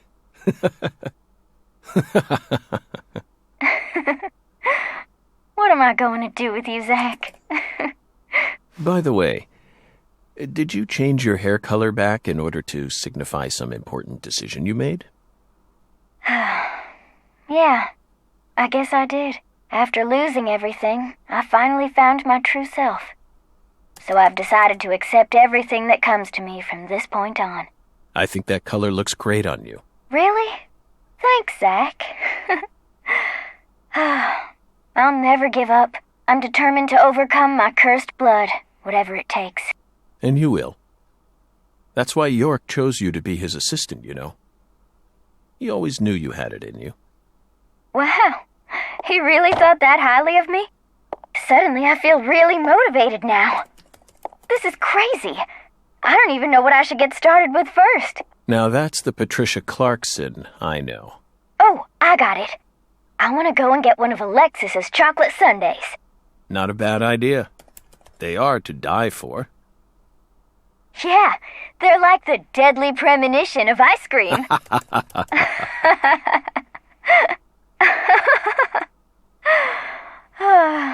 Well, so long, Zach. I'll come visit you next summer. Louisiana summers are just too hot for me to handle. You're always welcome here. Bye now.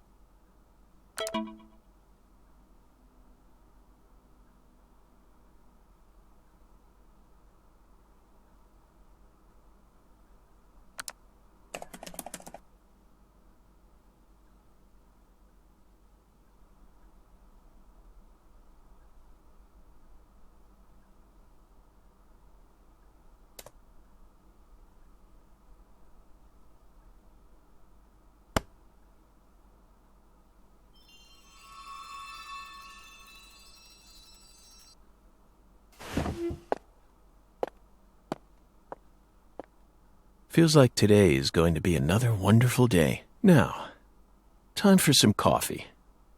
No matter what the plan is, coffee should always come first. Isn't that right, Emily?